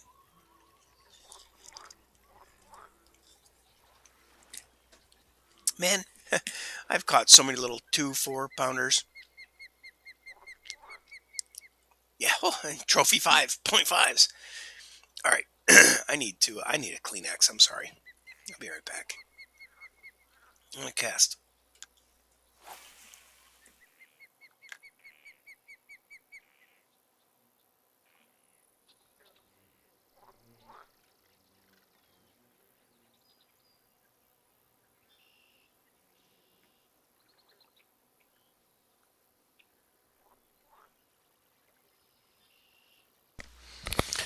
All right, hello friends. This is Brain from GameBrain.media. Now that I have a clear nose, I can speak more freely.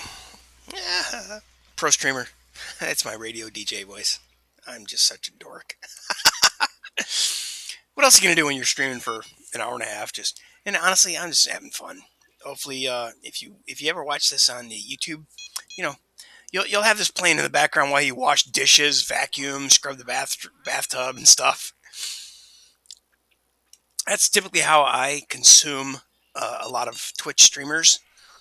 Um, you know, put it on and let it play and walk away and go wash dishes. I tilt the TV so I can see it while I'm washing dishes, prepping food. Oh my God, I made the best fajitas yesterday. And guess what's for dinner tonight? Leftover fajitas, baby. Yeah, they were delicious. Oh my God, I couldn't believe it.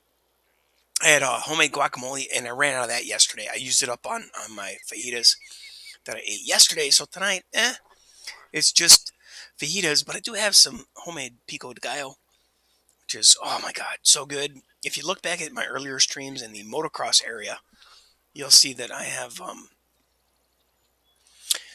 let's see. One of the streams says plus tacos, one says more tacos, and I think one says plus pico. So the plus pico has my recipe, which is really not hard and not a big secret. 2 Roma tomatoes because they are not very juicy. The Romas are largely just meaty tomatoes. So 2 Romas, a beefsteak tomato, and you can tell the Romas are like ovals, and the beefsteaks or the juicy tomatoes are round. So the oval tomatoes are like meaty and give you a good tomato flavor. They're like firm meat. They make up a lot of bulk. And you can just do 1 Roma and 1 beefsteak, and you'll be fine. And then like half of a purple onion. Actually, for my pico, I like a white onion. For my guacamole, I like a red onion, which really, to me, the color is purple, but they call it a red onion. And then, so for pico, 1 Roma and 1 beefsteak onion, tomato, one dry meaty tomato, and 1 juicy tomato. Then about a half or a quarter, depending on how big your tomatoes are. You just have to judge how much white onion do you want to throw in there, and you want it diced pretty finely. Like let's say the size of your pinky fingernail or less. And then we got tomato, onion. Oh, and then you got to have at least 2 or 4 jalapenos. Again, depending on how much you like the peppers, the spice, and that green flavor in with your onion, white onion, and tomato. Or purple onion, red onion is fine. But I prefer my pico with white onion. And oh, we have some action out here. And then the jalapenos. Again, those should be chopped to pieces about the size of your little finger or smaller. And then garlic, baby. Like I can throw in a whole clove of garlic. But most normal people would probably only prefer a half or a quarter of a garlic clove, which might be depending on the garlic and how many cloves it has. Just let's just say there's 10. Oh, let's say there's 8. So 2 big fat garlic cloves at a minimum, 4 at a good number, and then the whole freaking garlic clove if you really love garlic. So I got tomato, onion, jalapeno, garlic, and then just a little tiny splash of lime juice.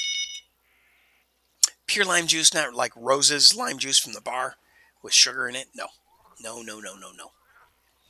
Oh, look at this. We got the wiggle woggle. The line is bobbing, dude. That looks like a uni as it was bobbing around, but we'll see. Bam! Just a trophy. Arr! And a small trophy. Anyway, now you got the pico recipe. And now if you want to do guacamole, just add 2 avocados. Bam! That same exact pico recipe. Well, okay, you could lessen the tomatoes and maybe use 3 avocados if you want really, tomato-less guac. But hell yeah, that's good stuff to me.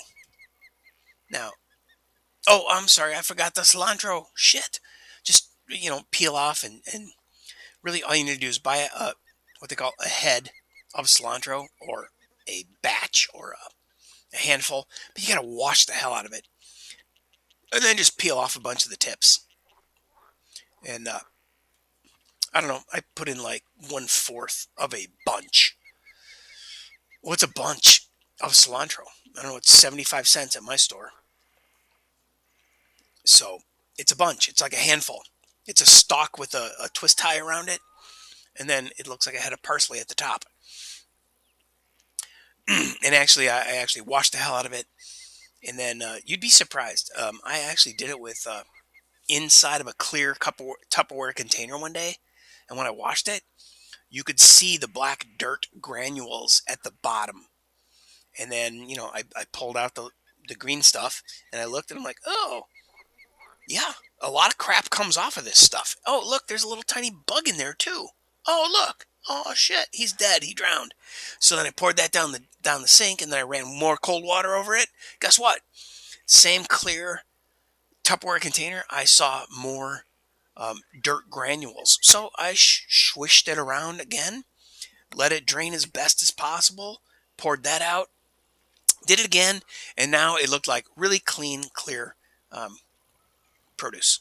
So I'm kind of obnoxious about my produce. I want it clean as frickin' frack. Green leaf lettuce, oh my god, that's the only thing I'll do for salad anymore. Screw romaine lettuce or iceberg lettuce. Romaine is okay, but green leaf lettuce is the stuff, man. And again, I wash the hell out of it because same thing. I wash it in this clear Tupperware container where I can see debris before I dump it out. So, time to move all of my bobbers and bait that's out there on the bottoms and floating around, drifting off to the sides, like this guy. And in fact, I think it's time to change time. Even though I am at peak, I'm just going to jump to nighttime and see if I score a uni. And honestly, I think I'm just going to put everything on shiners.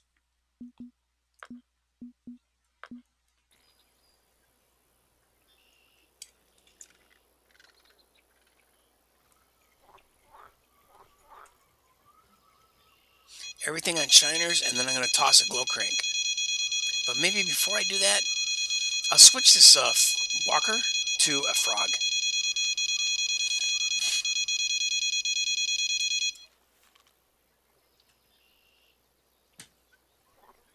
Yeah, cilantro is actually a key element in the whole pico and guacamole ecosystem. Um, but tomatoes, I mean, you only need those for the pico. You don't need the tomatoes for the guac. Depends on your personal preference, of course, but that's my thing. Bam! I'm gonna chuck it out there, ma'am.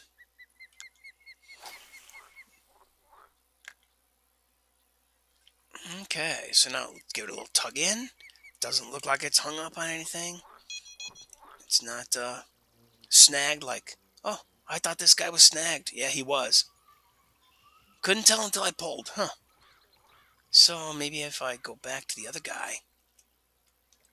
Like I said, I want to throw the, oh, he looks like he's snagged. All right, so I'm going to grab uh, the rod in slot 2 here on the stand. Yeah, it's snagged. Okay, now it's free. And I will replant it on the stand. And then on the bottom rod, yeah, I'll bring that in and I'll grab my lure and I'll throw a frog on it.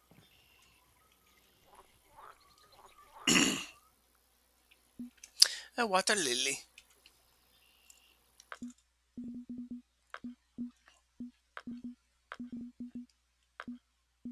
And where is my red frog? There it is. Okay, let's see. Can we get anything with this right now?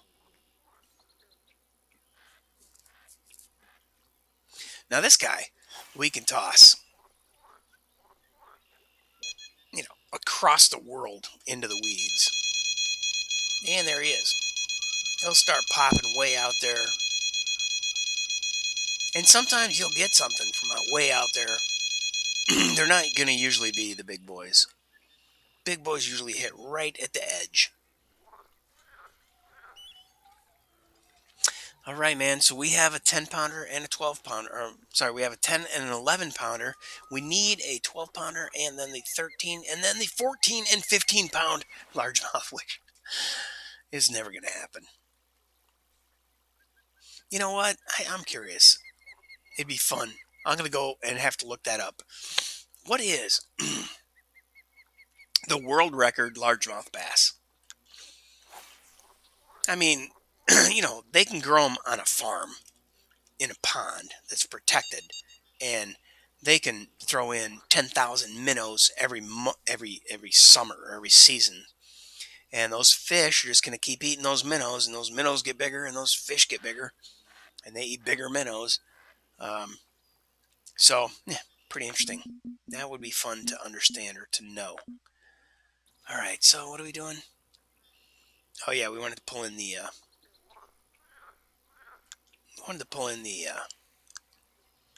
the frog, which I think is in slot 1 here. No, it's in slot 2.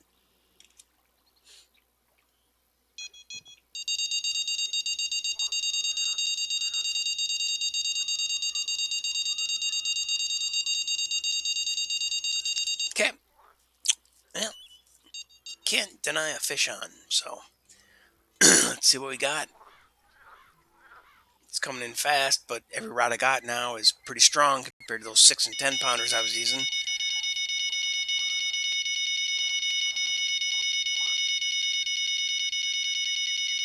Bam! Of course, we're keeping it. I'm going to keep everything just to pay for the trip and buy more bait. Them shiners ain't cheap. No, man. And if you go to Michigan and you're fishing for catfish and those large minnows, holy cow. Every cast, man, you're pretty much burning a minnow. So you can catch 100 fish so quickly. It's unbelievable that you need 100 minnows. Yeah, 100 large minnows. I typically buy them at least by the 100. I think there was a time when I said, well, before I go there, I'm going to have at least 300. 300 large minnows, 300 shiners. Um, and, you'll burn through them so fast. But you also get so much XP and so much cash that they pay for themselves. Totally. Totally. Okay, I want this one. Which one is it? I guess it's rod 3. Yeah.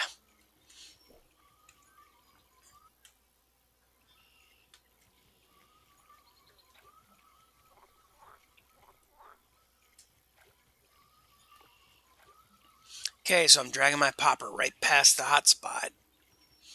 And it's largely a reflection that you're seeing in the foreground. But the lure is popping. And nothing is hitting me. Oh, I'm so sad. They have taken away the magical powers of this freaking frackin' lure. This used to be the best thing in the world. I mean, watch this. I can cast it here. It's not going to get a snag at all. But it may not get a fish anymore either because they've messed with the mystical powers of this frickin' lure. Come on. Look at that. I got the thing popping. 2 dots.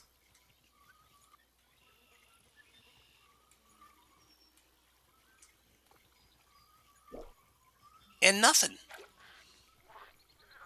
Can't catch a fish to save my life on this lure. Bam.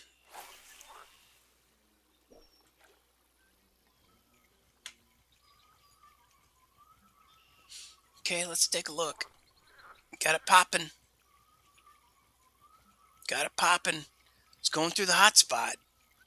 If I can't catch nothing over here by the broken boat, then they have basically just deactivated this lure. They took 37 gold coins. Now, mine got paid for a long time ago by itself, but maybe after that lure catches 10,000 fish, they say no more. I'm just being talking stuff.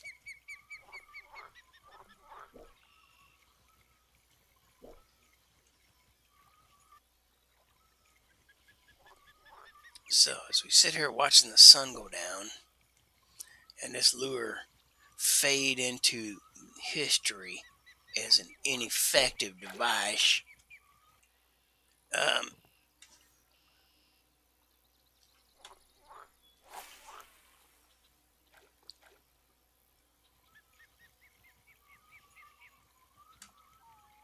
I don't know. I was just trying to make shit up, filling the silence.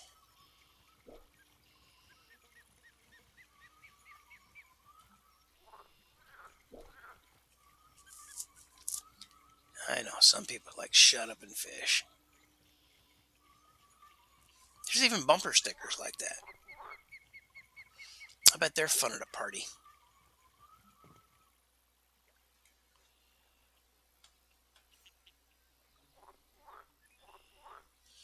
Shit, I just cannot believe that the red frog is dead, man.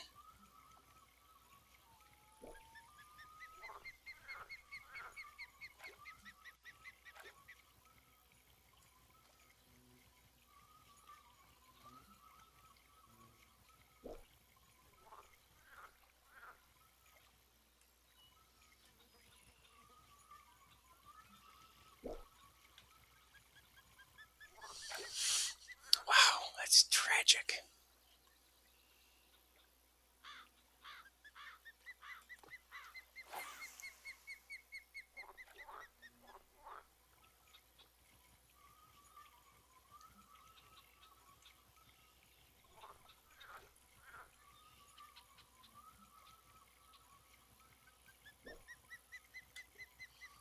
It's popping. My bait rods are also lingering, and they've been in the same spot for more than 10 minutes. So it's time to give them a little tug. Wow. Wow, I'm so disappointed that the frog is dead. Long live the frog.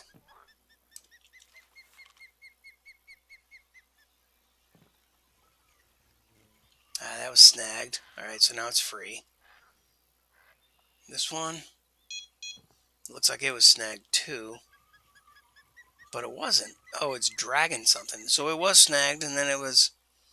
I was just sitting there with a water lily blocking the blocking everything. All right, so you know what?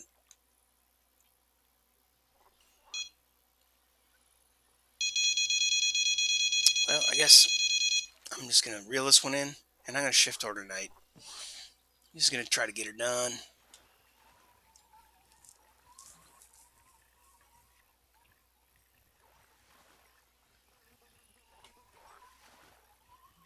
Shiners and glow crank used to be the magic ticket, and of course, I think that has changed.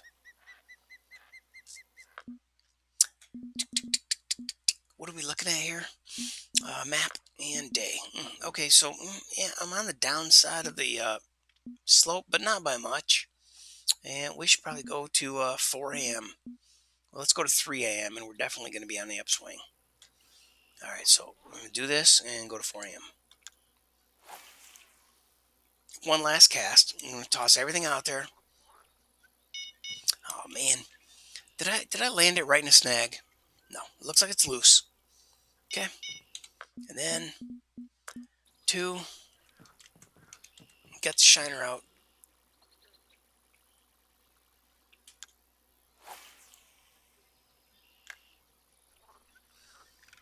Let's see. Let's give it a pull. Yep, it was snagged off the right at the cast. Line three, rod three.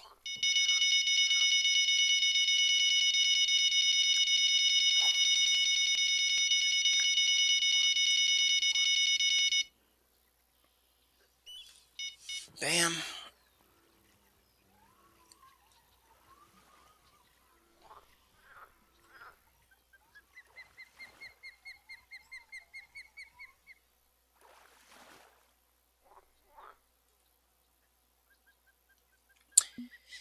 And that ain't much, but something more than nothing.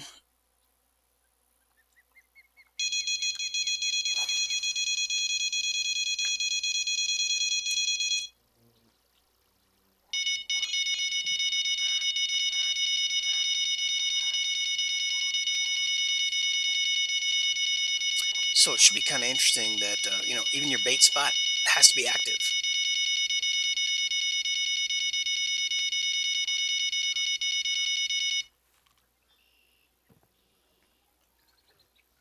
meaning you got to move your bait every 10 minutes, even if it's just making sure it ain't snagged and or something and stagnant and look at this. I mean, I recast and suddenly, come on, shit, what the hell?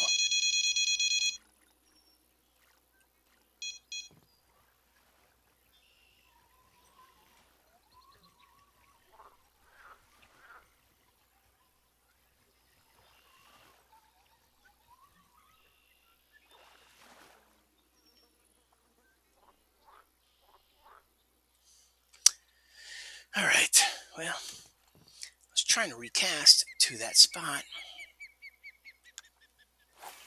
and then I guess I need to reel in the slack and make sure we are not snagged right off the get-go. And number two here wouldn't let me do that. It wouldn't let me recast. So let's see. It will now.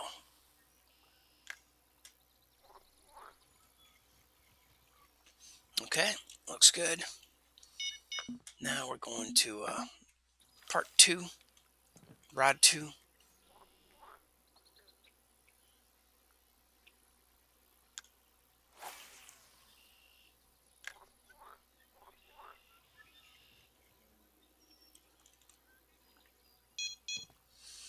And then I'm going to look at the bottom rod.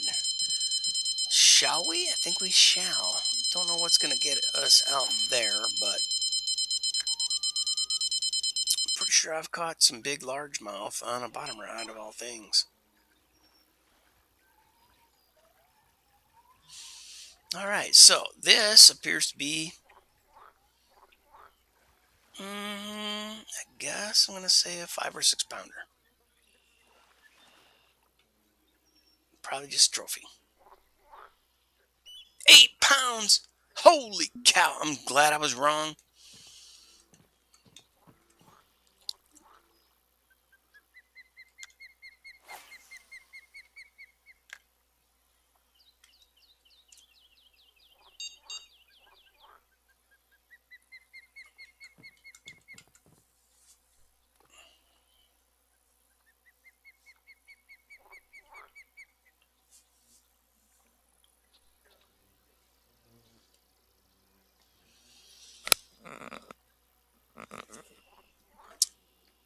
Okay, I need to go take a peek out the window and see what the hell all the noise is. Hang on.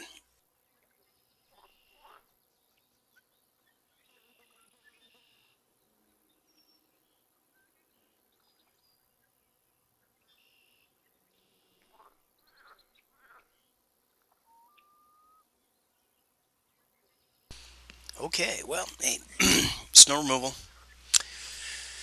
All weekend, all winter. Okay, bottom rod just moved. Slot 1 moved in the general area. Slot 2 was snagged, not snagged now. Okay, slot 3.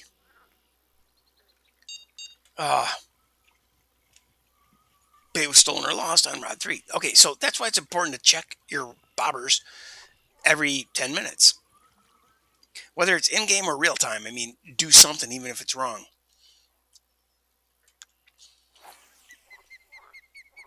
Plop. Okay, so I can throw that back in rod in slot 4. And then, man, I really want to throw the frog, but it wasn't getting me jack, so I'm going to go ahead and throw this big fat walker over here.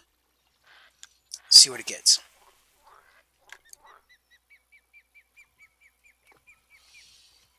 Like I said, I love that walker action. Really love watching the Jaws wake show up behind it. That didn't even get a Jaws wake. It just bonk. I want that minnow. That fake minnow. That balsa wood minnow. It's not even balsa wood anymore, is it? Just plastic. Alright, so, man, what the hell is on this rod?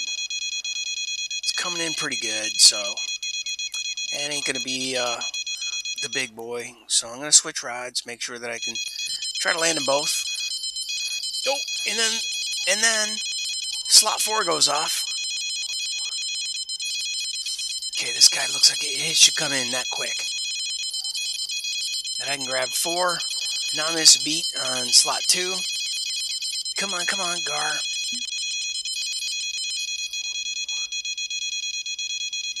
Okay, so that one's I've got him, and he's coming in fast enough that he's not going to be a big deal.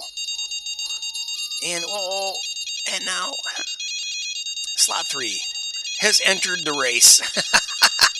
Player 2 has entered the game. I guess this would be player 3. Oh, I really want to pull him out. Come on, it looks like a GAR. Looks like a fat GAR though for this rod too, man. He fought pretty good. Good, 15 pounder. Let's grab 3. And he's coming in pretty easily, so let's jump back to 2 because that guy's been on the rod stand for a little bit. Should be able to get him in. Come on, baby. Peacock. Come on, baby. And 2.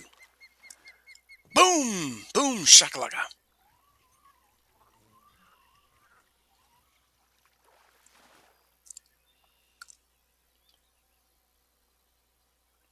Alrighty, butterfly peacock bass.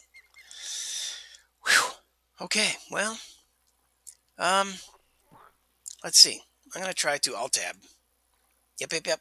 And it doesn't actually tell me how long I've been streaming here.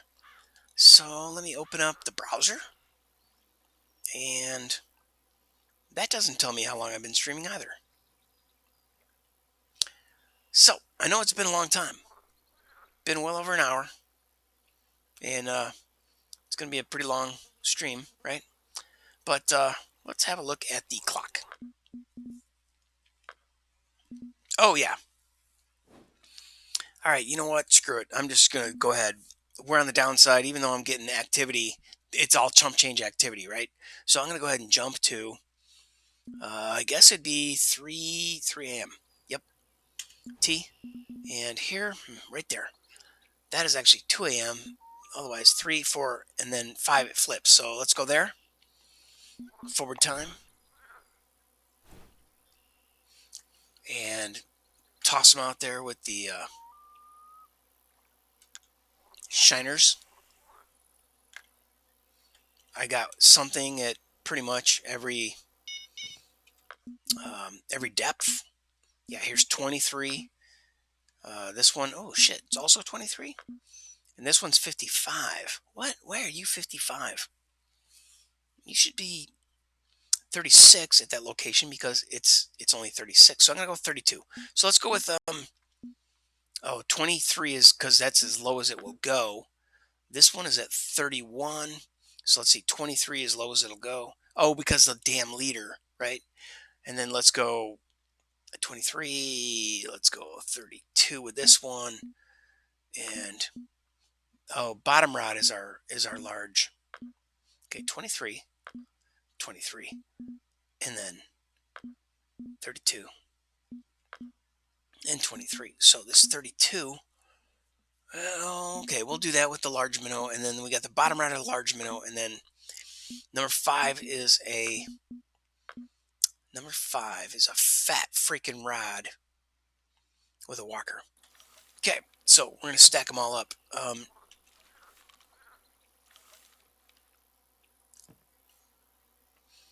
Right there at my favorite spot.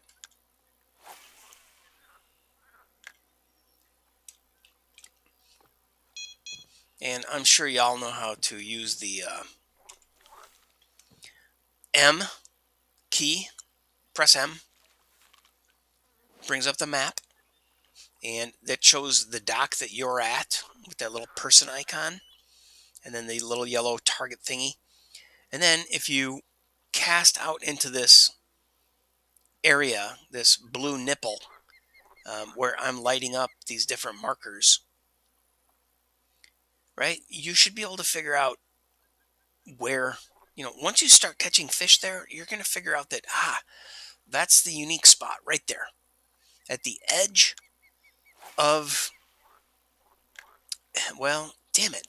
I'm kind of like off to the left of my bobbers. So this one, I'll go ahead and nail that spot with a bottom rod, kerplunk, and 3.3 feet deep. If you look at the top right, oh, it's gone. Um, so anyway, let's do that. And let's do this. Put that down again. Let's go with rod 6, I think it is. No, rod 5. Rod 5. And this guy is going to be the walker. Gonna pull it through here. And imagine that. The walker, or the bottom rod, is the first thing that goes off.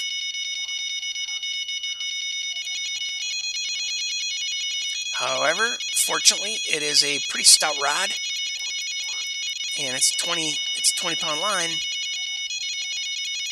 and it's putting up a pretty good fight. And it looks like a GAR the way it's swirling. Yeah, that's a GAR. So I don't care so much about that. I'm going to jump on the 1.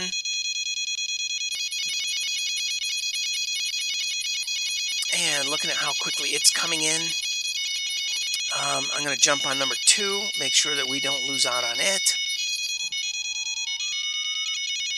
And, ooh, that that line is bibbling bobbling around a lot. But it's coming in super fast.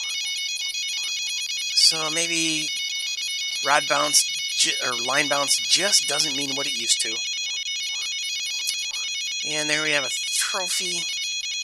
Gonna go back to rod 1 and try to juggle these. Touch this thing, pull him in, make him fight for it. And then re-grab number 2 and pull it in because it should come in super easy.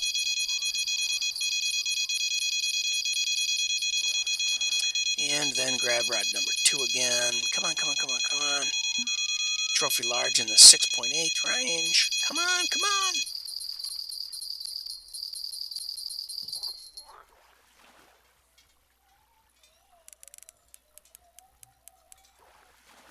Yeah, that sure looked like a snakefish.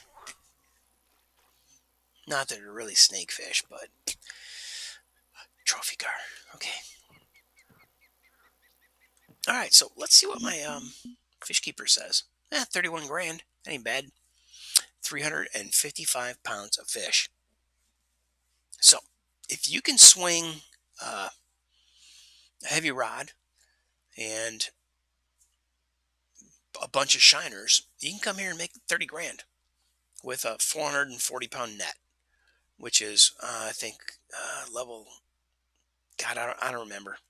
But if you have a 220-pound net or a 440-pound net, if you got the 440 or the, what would it be, 20 kilogram or a 40 kilogram net, right?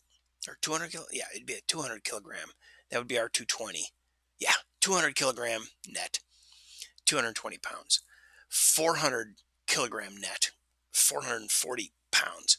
So right now, excuse me, based on what I fished today, in this session, yeah, you would have 31 grand with 350 pounds, and there's still another almost another 100 pounds in the net available, which we shall fill. In fact, my net is 1,000 pounds, but I'm going to run out of time before I run out of net. Sorry, I was coughing. I tried to mute.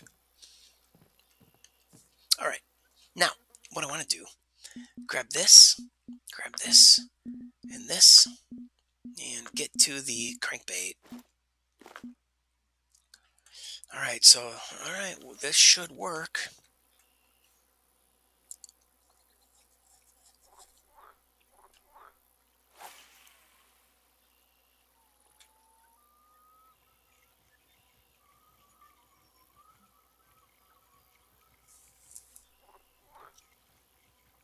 So really the important thing to watch here when you're using a crankbait, since basically your only retrieve option is slow and steady, I guess you could twitch it, but I do have a fish on, but it's to watch the top right hand corner where the glow in the dark crankbait is currently visible, and something hit it that's pretty good because this rod and line is 20 pounds. So this should be a pretty decent fish. Oh, it's a gar. I gotta cough again.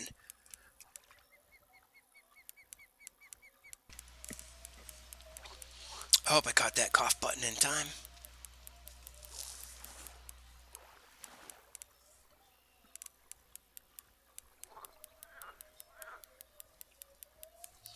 Yeah, there used to be a whole lot more largemouth bass here. And they used to hit on a whole lot different lures. Alright, so I'm reluctant to put this away, even though he's only 25 feet away. But I'm really, afraid to let this bottom rod go. So, since I know it's a gar, even though it's going to be a healthy gar, I'm going to go for rod 2, or the rod on the stand. Let's get it started anyway. Maybe I can go back to the other one and still land it. This one's coming in way too easy. And it's a green fish, though. And by way too easy, I mean, yeah, I was afraid whether I should land it or let it go in order to grab this and continue landing this guy. And you know what? He's actually not fighting like a snakefish. Oh, now it is. Wait, what's going on? There it is. There's that zigzag left and right, and there's that red fin popping out of the water. Yep. Snakefish. Hopefully it's a uni. Oh, it is. It's a unique 18-pounder. I'll take that all day long. Add some cash to buy more shiners. Shine on, you crazy diamond. Let's see. I am 23 inches deep on this one because of my leader, and I'm 23 inches deep on this one. So I'm going to go to 32. And on this one, I'm already at 32. So on this one, I'm going to go, well, it's only like freaking 3 feet deep out there, right? So screw it. That's all you get. I'm going to try to really just hit the marker.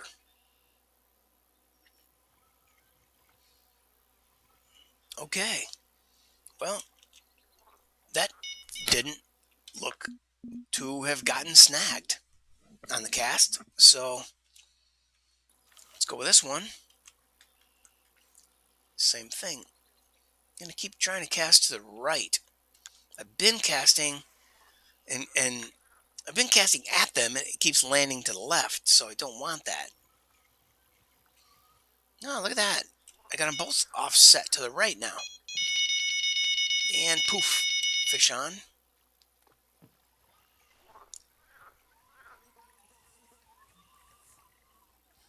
So, because it's 2:30, we got 3:30 is 15 minutes, and then 4:30 is another 15 minutes. So another half hour, a little longer maybe. And this particular fishing day will be completely played out in the game. So I'm just going to carry on. Yeah, I know it's a long stream, and there was only one unique so far. Kind of a bummer, but what can you do? Let's see, in my fish keeper, what have I got? Oh, well, there's two uniques, but one was a GAR, and one was 11.215. Just so I don't forget.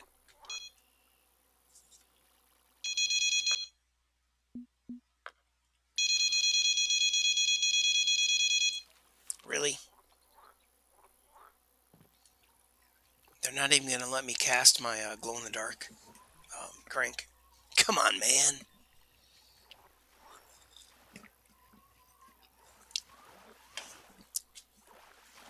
The phrase that will live in infamy. Come on, man.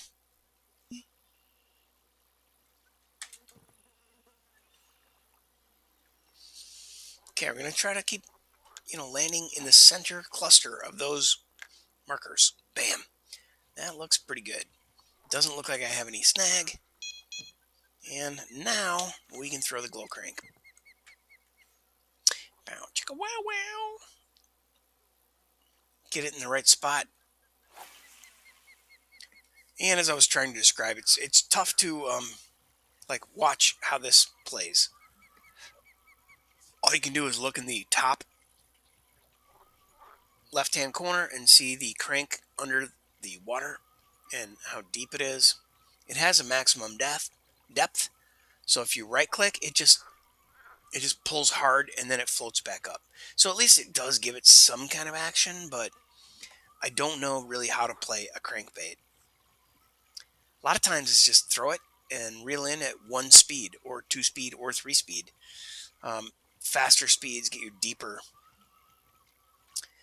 with deeper crankbaits in deeper water, as I understand it. And I'm frequently wrong. So take that with a grain of pico or a nacho chip full of pico.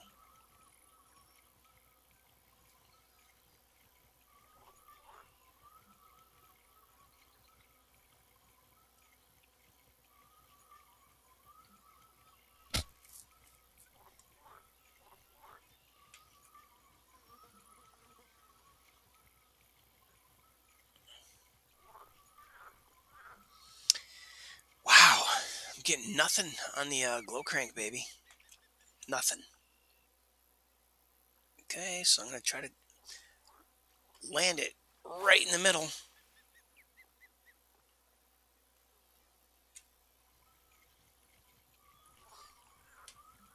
And pull it through. I'm on 1 speed. I can just let off the trigger a little bit and it floats up a little bit. Got a little bit of bobber action going on out there.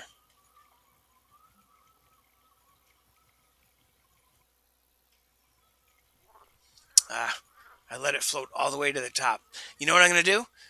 I'm going to throw the 8-footer out there, and I'm going to try to crank it even slower just by doing tap, tap, tap on the mouse button. Okay, so here, backpack, under crankbaits, I have the 8-foot with a 3/0 hook. Uh, well, to be continued on that, because we had fish on, now we have no fish on. I'm going to leave it out there.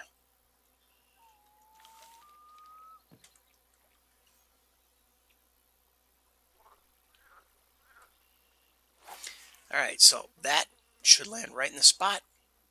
And then a little bit of crank, tappy crank, tappy crank, tappy crank, tappy crank, tappy crank, tappy crank, tappy crank. Try to keep it in the middle.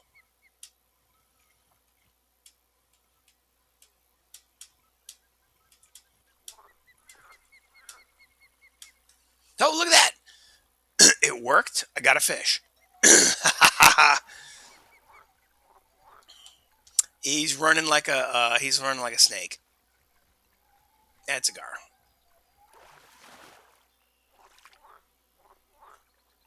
Well, the 13-pound unique largemouth might be a thing of the past. I'll keep working at it, but I honestly don't think it exists anymore. We shall soon see, or we shall eventually see.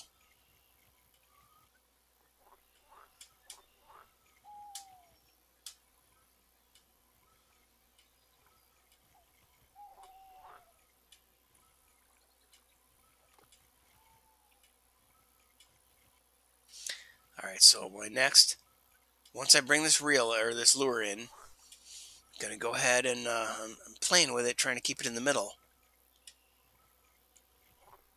of the depth, and otherwise I would just use a 3 foot. But yeah, it looks like a dead end. Okay, and it's going on 3 a.m. in the game. So let's go to this.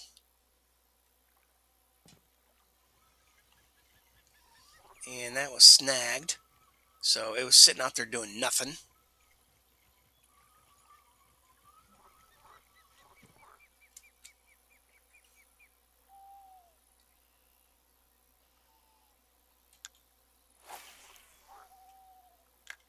Splat. It looks to be in the perfect position. So let's bring this other rod in. Toss it out there.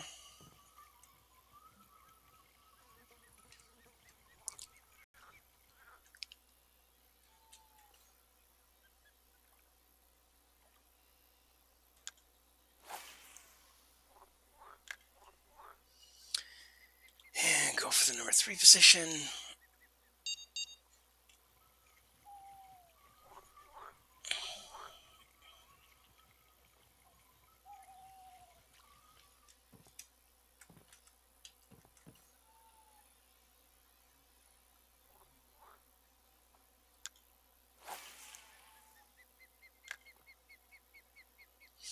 And there we go.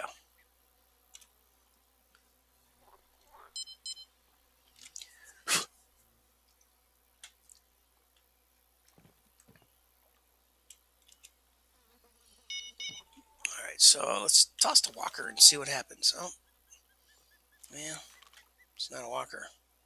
Shit, wrong one.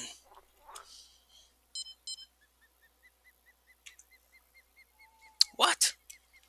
Why does it keep... Oh. Oh. The walker is already out there. I guess I tossed that a long time ago. I guess the bottom rod is what's not out there.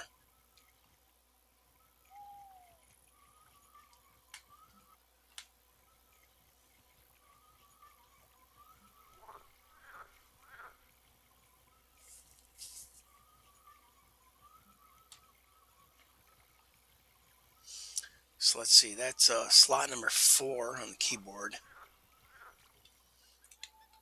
But honestly, I'm tired of GAR. Fuck them. Yeah, I know. My swear filter just went right out the window.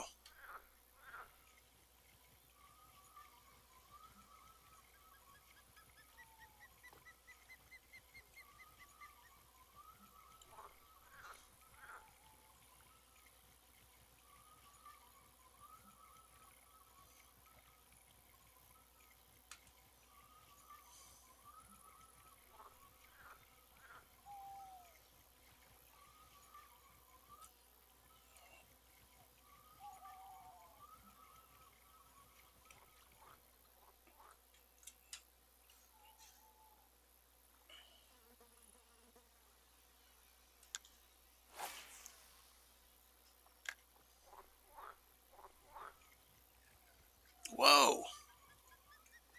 Yeah, there was. Yeah, okay, so now I'm dragging weeds. That ain't no fun. Discard. Let's go back and try the 3-footer.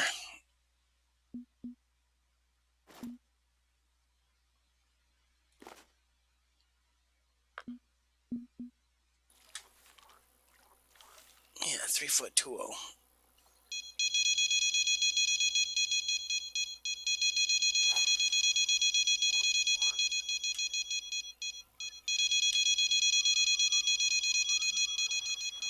Okay, so spot 2.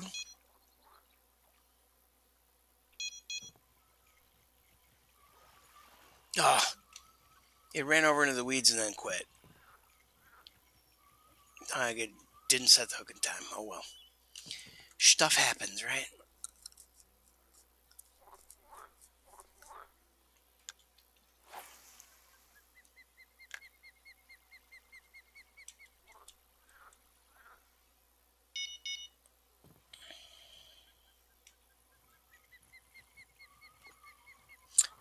The one I just cast, it looks tilted. I don't know if that's because I'm too deep, but it's a ball bobber, man.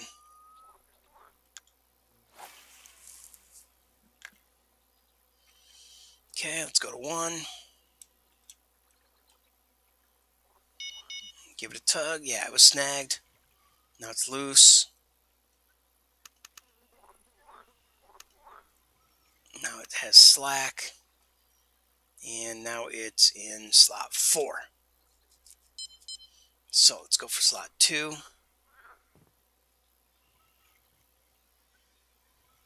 And that is the lure.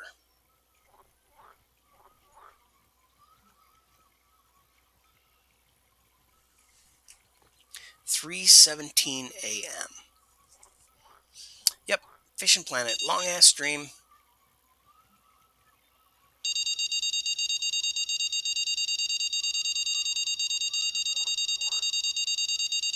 I can cut it into 2 highlights.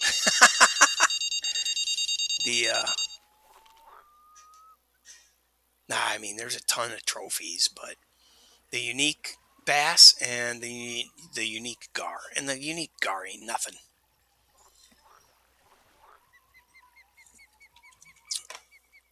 I wonder how big my unique GAR is. There's a largie.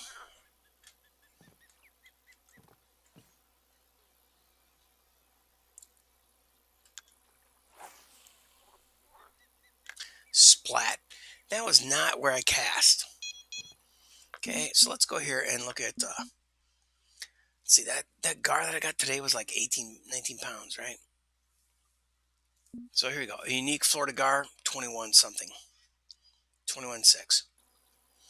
So nothing special in that arena. Bottom rod and this.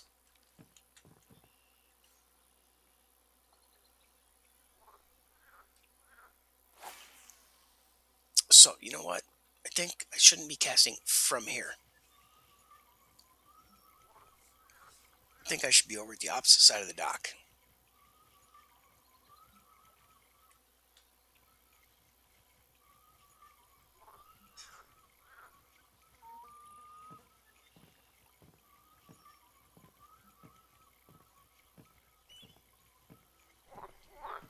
Yep, I see that bobber waving. Alright, so I'm going to give up on this. I want to attack this thing from a whole different angle. But we got fish on. Let's see what it is. Hopefully it's the monster. That 15 pounder. You know what? I didn't alt tab. I didn't do the research when I alt tabbed. I wonder what the world record largemouth is. Little baby gar. I'm going to do that right now. Bam. And bam. Let me see. Make sure that. Yep. Okay. World record.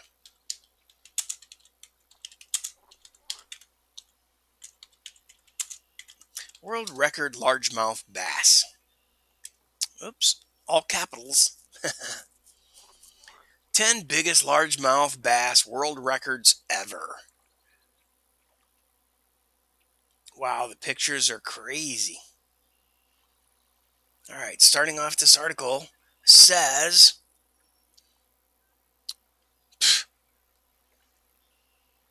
all right, well this is way back in the days of black and white pictures where you could stuff, lead weights down some fish's gut and they wouldn't x-ray them to determine whether or not you were cheating.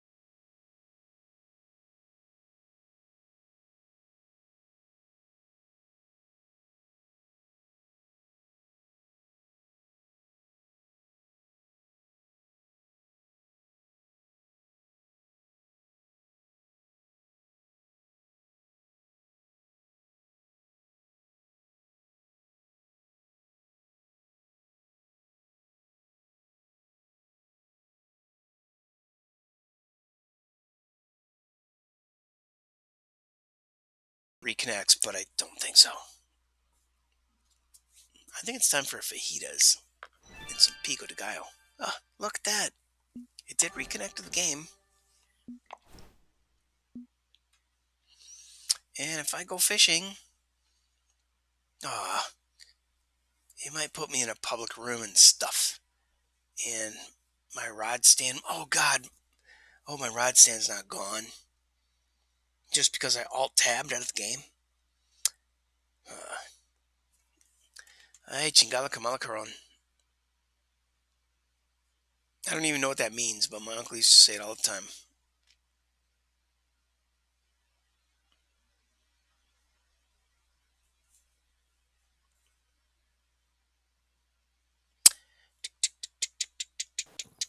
Woohoo!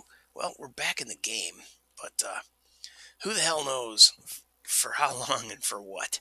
And is it still streaming? I don't know. I'm just going to keep casting. Although, the big boys come from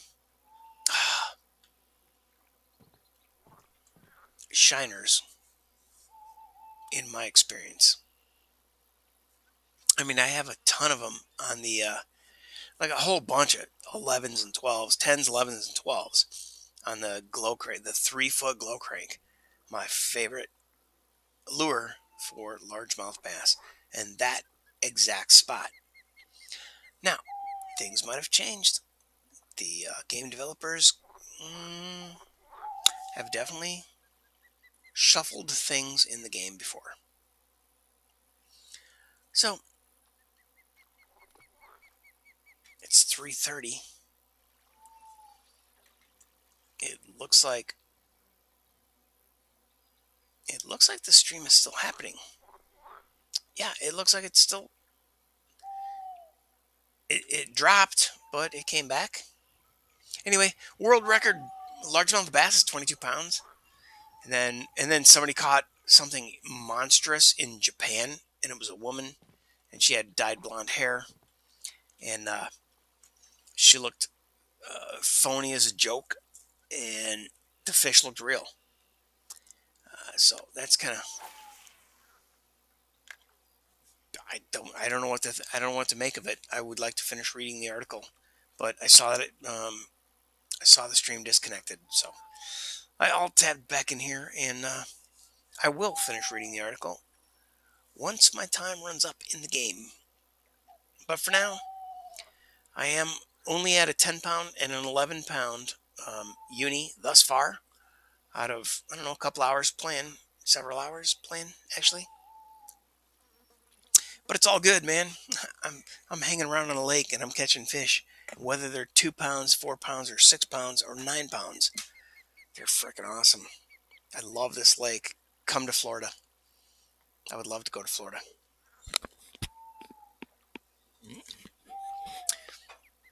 I want to go to Florida and hang out with Deer Meat for Dinner and his brother Blue Gabe. Those guys are man. They have all kinds of resources.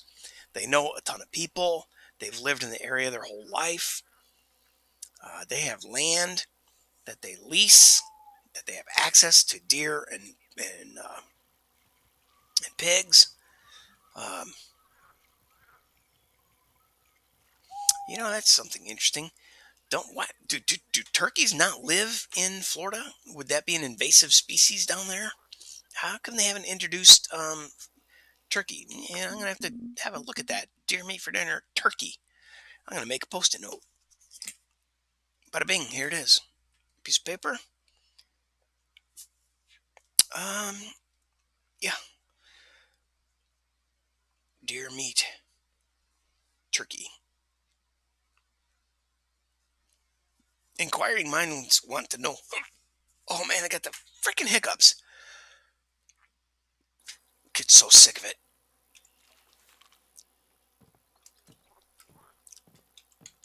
Oh man, I should talk to my dad. He used to have ulcers. Uh,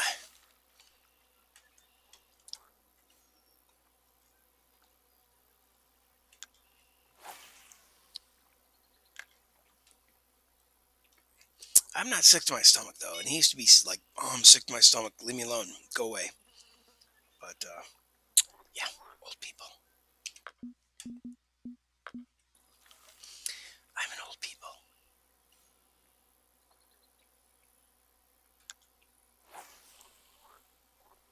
Boink. All right, so now what happens? Now I go for the next rod. Then I go for the lure.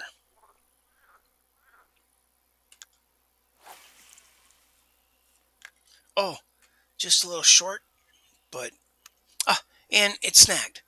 So you know what? Fuck, I need to go through and check all these.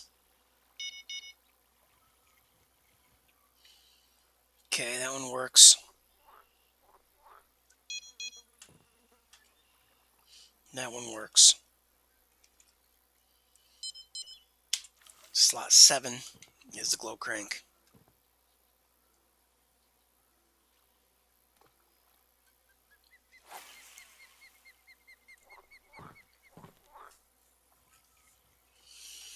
Yeah, these will be marathon streams. Whether I catch one or not, I'll just have to stream it in order to, you know, capture the achievement of banging out a 14 pounder. No, 13.5 is going to be a world record in my book. Well, a Fishing Planet record according to the current leaderboard. But hey, maybe that'll trigger a bunch of people to go and start hammering on the largies again. I hope not, because I want that 3 point. Let's see, minus 4.34434. So really, all I need is a 435, and I will technically have beat my personal best. And honestly, I don't know what the all-time biggest largemouth is in this game because they don't keep all-time records, which is kind of grim. I think they should. Well, you know what? I bet they don't, because if they had an all-time record of, let's say 14 pounds, then nobody would even try. It's like, oh, I'll never get that. Hell, the biggest one I caught was 10 pounds. 14 pounds? That's a million casts away. I'm not going to cast a million times. So anyway, yeah, that's my story, and I'm sticking to it.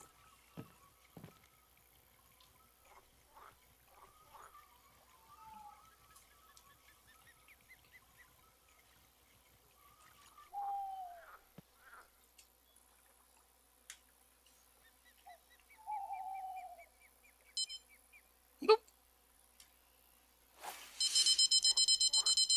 Bam! I kind of knew it as soon as that lure, or that, yeah, as soon as the lure hit the water.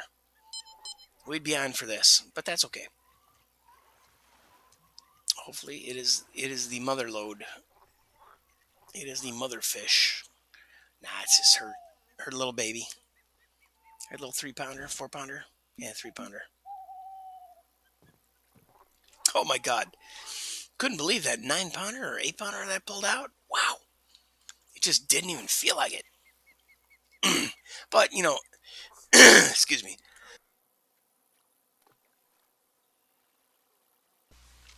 That's largely a result of the equipment you've got going on.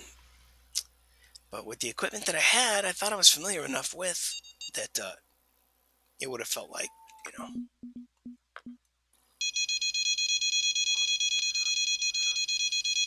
Let's see, that's rod in the slot 2.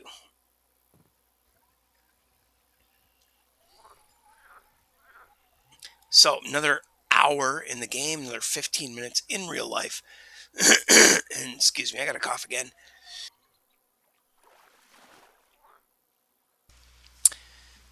And then we'll be changing it up to a different stream. Doesn't that? I don't understand. When I talk too long, my voice gets real thin. But I can certainly make up a fake voice, and I'm not that guy. So you can tell we're at the end of the stream, right? We got 15 minutes to go in the game, and it's game over. I am pretty hungry. It's time to eat. How do I figure out which one of these is on the stand? I think that's going to be the rod in slot 4 with the crankbait.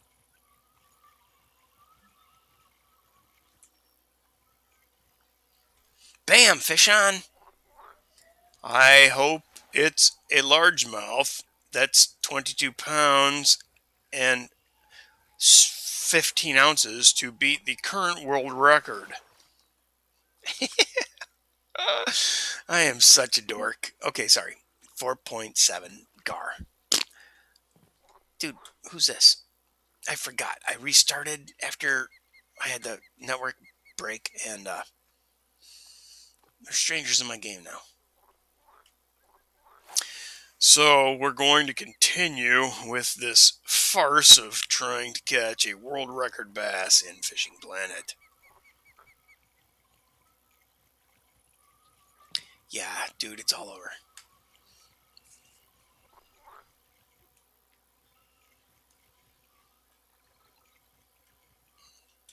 So I'm gonna try to play this 3 foot crankbait like really close to the top, almost like a topwater.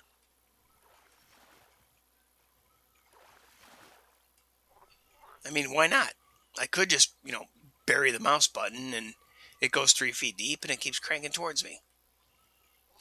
But if I try to just play it around the top, maybe somebody will see a flash of green and go for it. Yeah, I know. I'm a weirdo. I'm a creep. I'm a weirdo. What the hell am I doing here?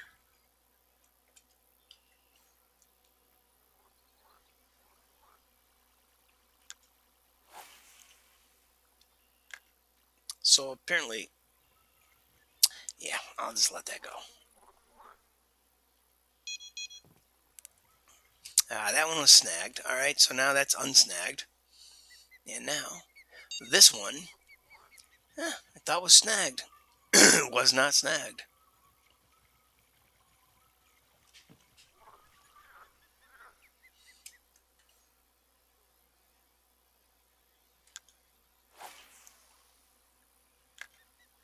Bam. All right, so let's reel it in. Nothing. All right. And now, the greatest band in the land, Kiss. Oh my God, nobody's gonna remember that one.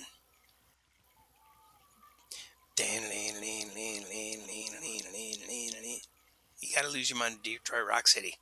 If you haven't heard that intro, then you're not old enough. Well, here we go. Here we go.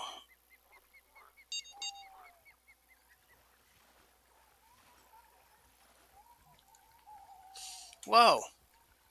Whoa. There's some crazy action happening in Jackson. And it's just a little 6.4 trophy. We will take that all day long, though. And sounds like somebody was listening at my door, fell down. Pretty weird. But yeah, these doors are transparent. Trophy large at 7.8. Well, now let's have a quick look at my fish keeper. We're now up to $37,000 and only 430 pounds of fish. But my Unigar and my uni and trophies have definitely increased. Well, my Unigar and my uni bass have not increased, but those two, the last couple, uh, have definitely gone up. Like that last trophy was a 8, and that other trophy was a 7 something. Oh wow! But I have, let's see, 1, 2. Well, there's only 2. 7 pounders. Nice. So this fits in with my conspiracy theory that you need to have a certain amount of trophies before they give you a uni. Then you need a certain number of unis before. Well, I don't know. No, you need a certain number of commons before they give you a trophy. You need a certain number of trophies before they give you a uni.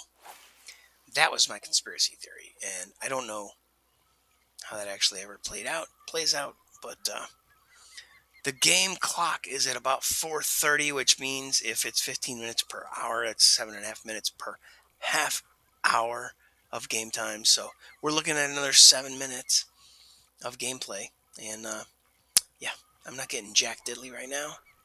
Really tempted to throw the walker, but I'm also afraid to throw the walker because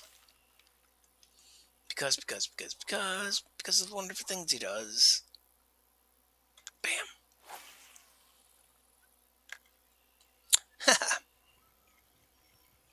All right, that's not it's not stuck.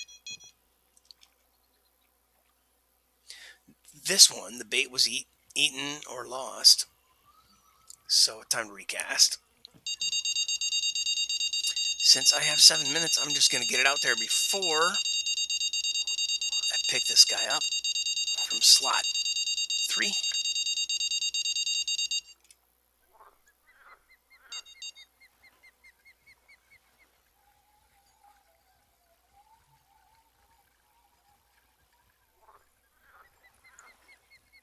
Woohoo! Look at all that jiggle jaggle on the line, but that came in so quick, it ain't going to be nothing more than a 7. Yeah, there you go. A little more than a 7.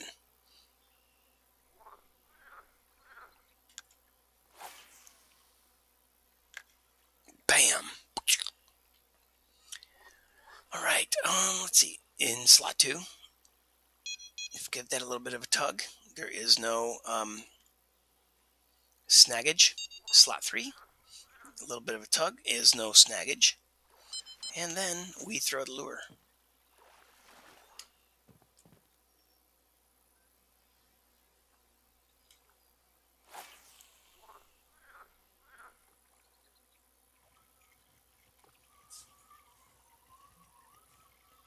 Yeah, had a snag. It looks like maybe I shook it, and there's not just seaweed trailing my lure. But I'll keep flirting with the surface. Trying to stay away from the GAR being on the bottom. And then maybe I'll throw a freaking, throw a walker, dude.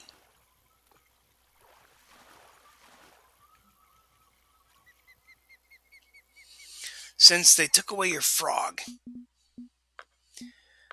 I think the walker is your friend. You know what, though? Let's say it's nighttime. So, in terms of the walker, oh, dude, how about trying one of these? A major popper. The terminal tackle weight is optimal. Let's try the major popper. I mean, what the hell? We got nothing to lose. We got better lures, same fish. Theoretically. So, you know what I should do? Instead of looking for real life world records, I should probably go and look for Fishing Planet largemouth bass world records.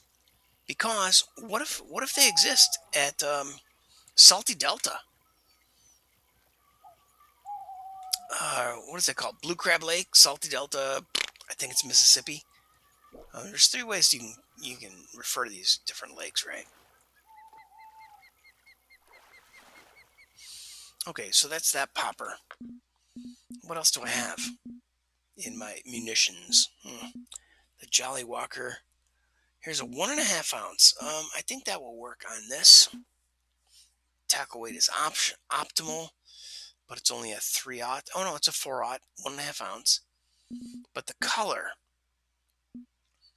Here's a 1 ounce with a 3/0. I'm gonna go with that because I want a different color.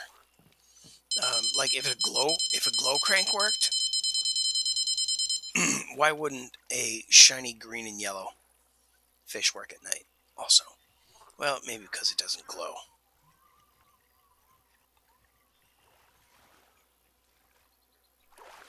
Yeah. All right. Well, I don't know if I'll do much with this particular stream in terms of a highlight or, like I said, I'll try to maybe capture the uni bass if I can find it, and maybe the uni gar. Soul Piper, what's up, dude? Oh, why am I reeling this in? I thought I would be reeling in frickin' bait.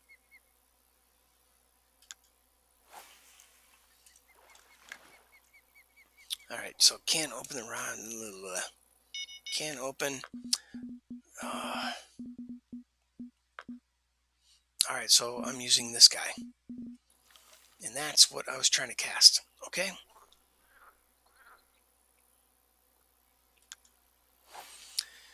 Yeah, hey Soul Piper, thanks for coming by, man. I've been streaming for a couple hours actually. Hunting for a new largemouth bass personal best record, which would be 3.435.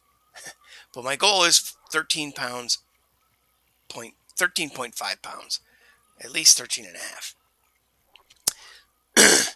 Looking at the current fish records, it looks like I'm good. Phase 3 dropped yesterday. Phase 3 of what?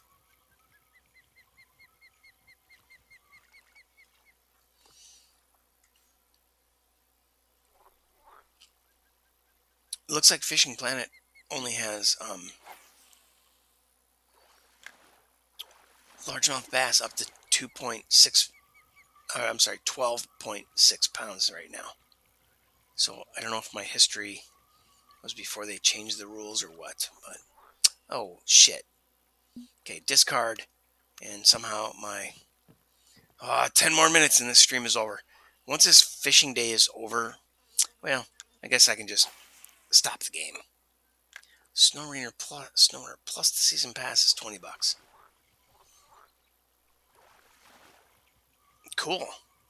I mean, I have SnowRunner. They just gave me a 9 gigabyte update today, or 6.5 gigabyte update.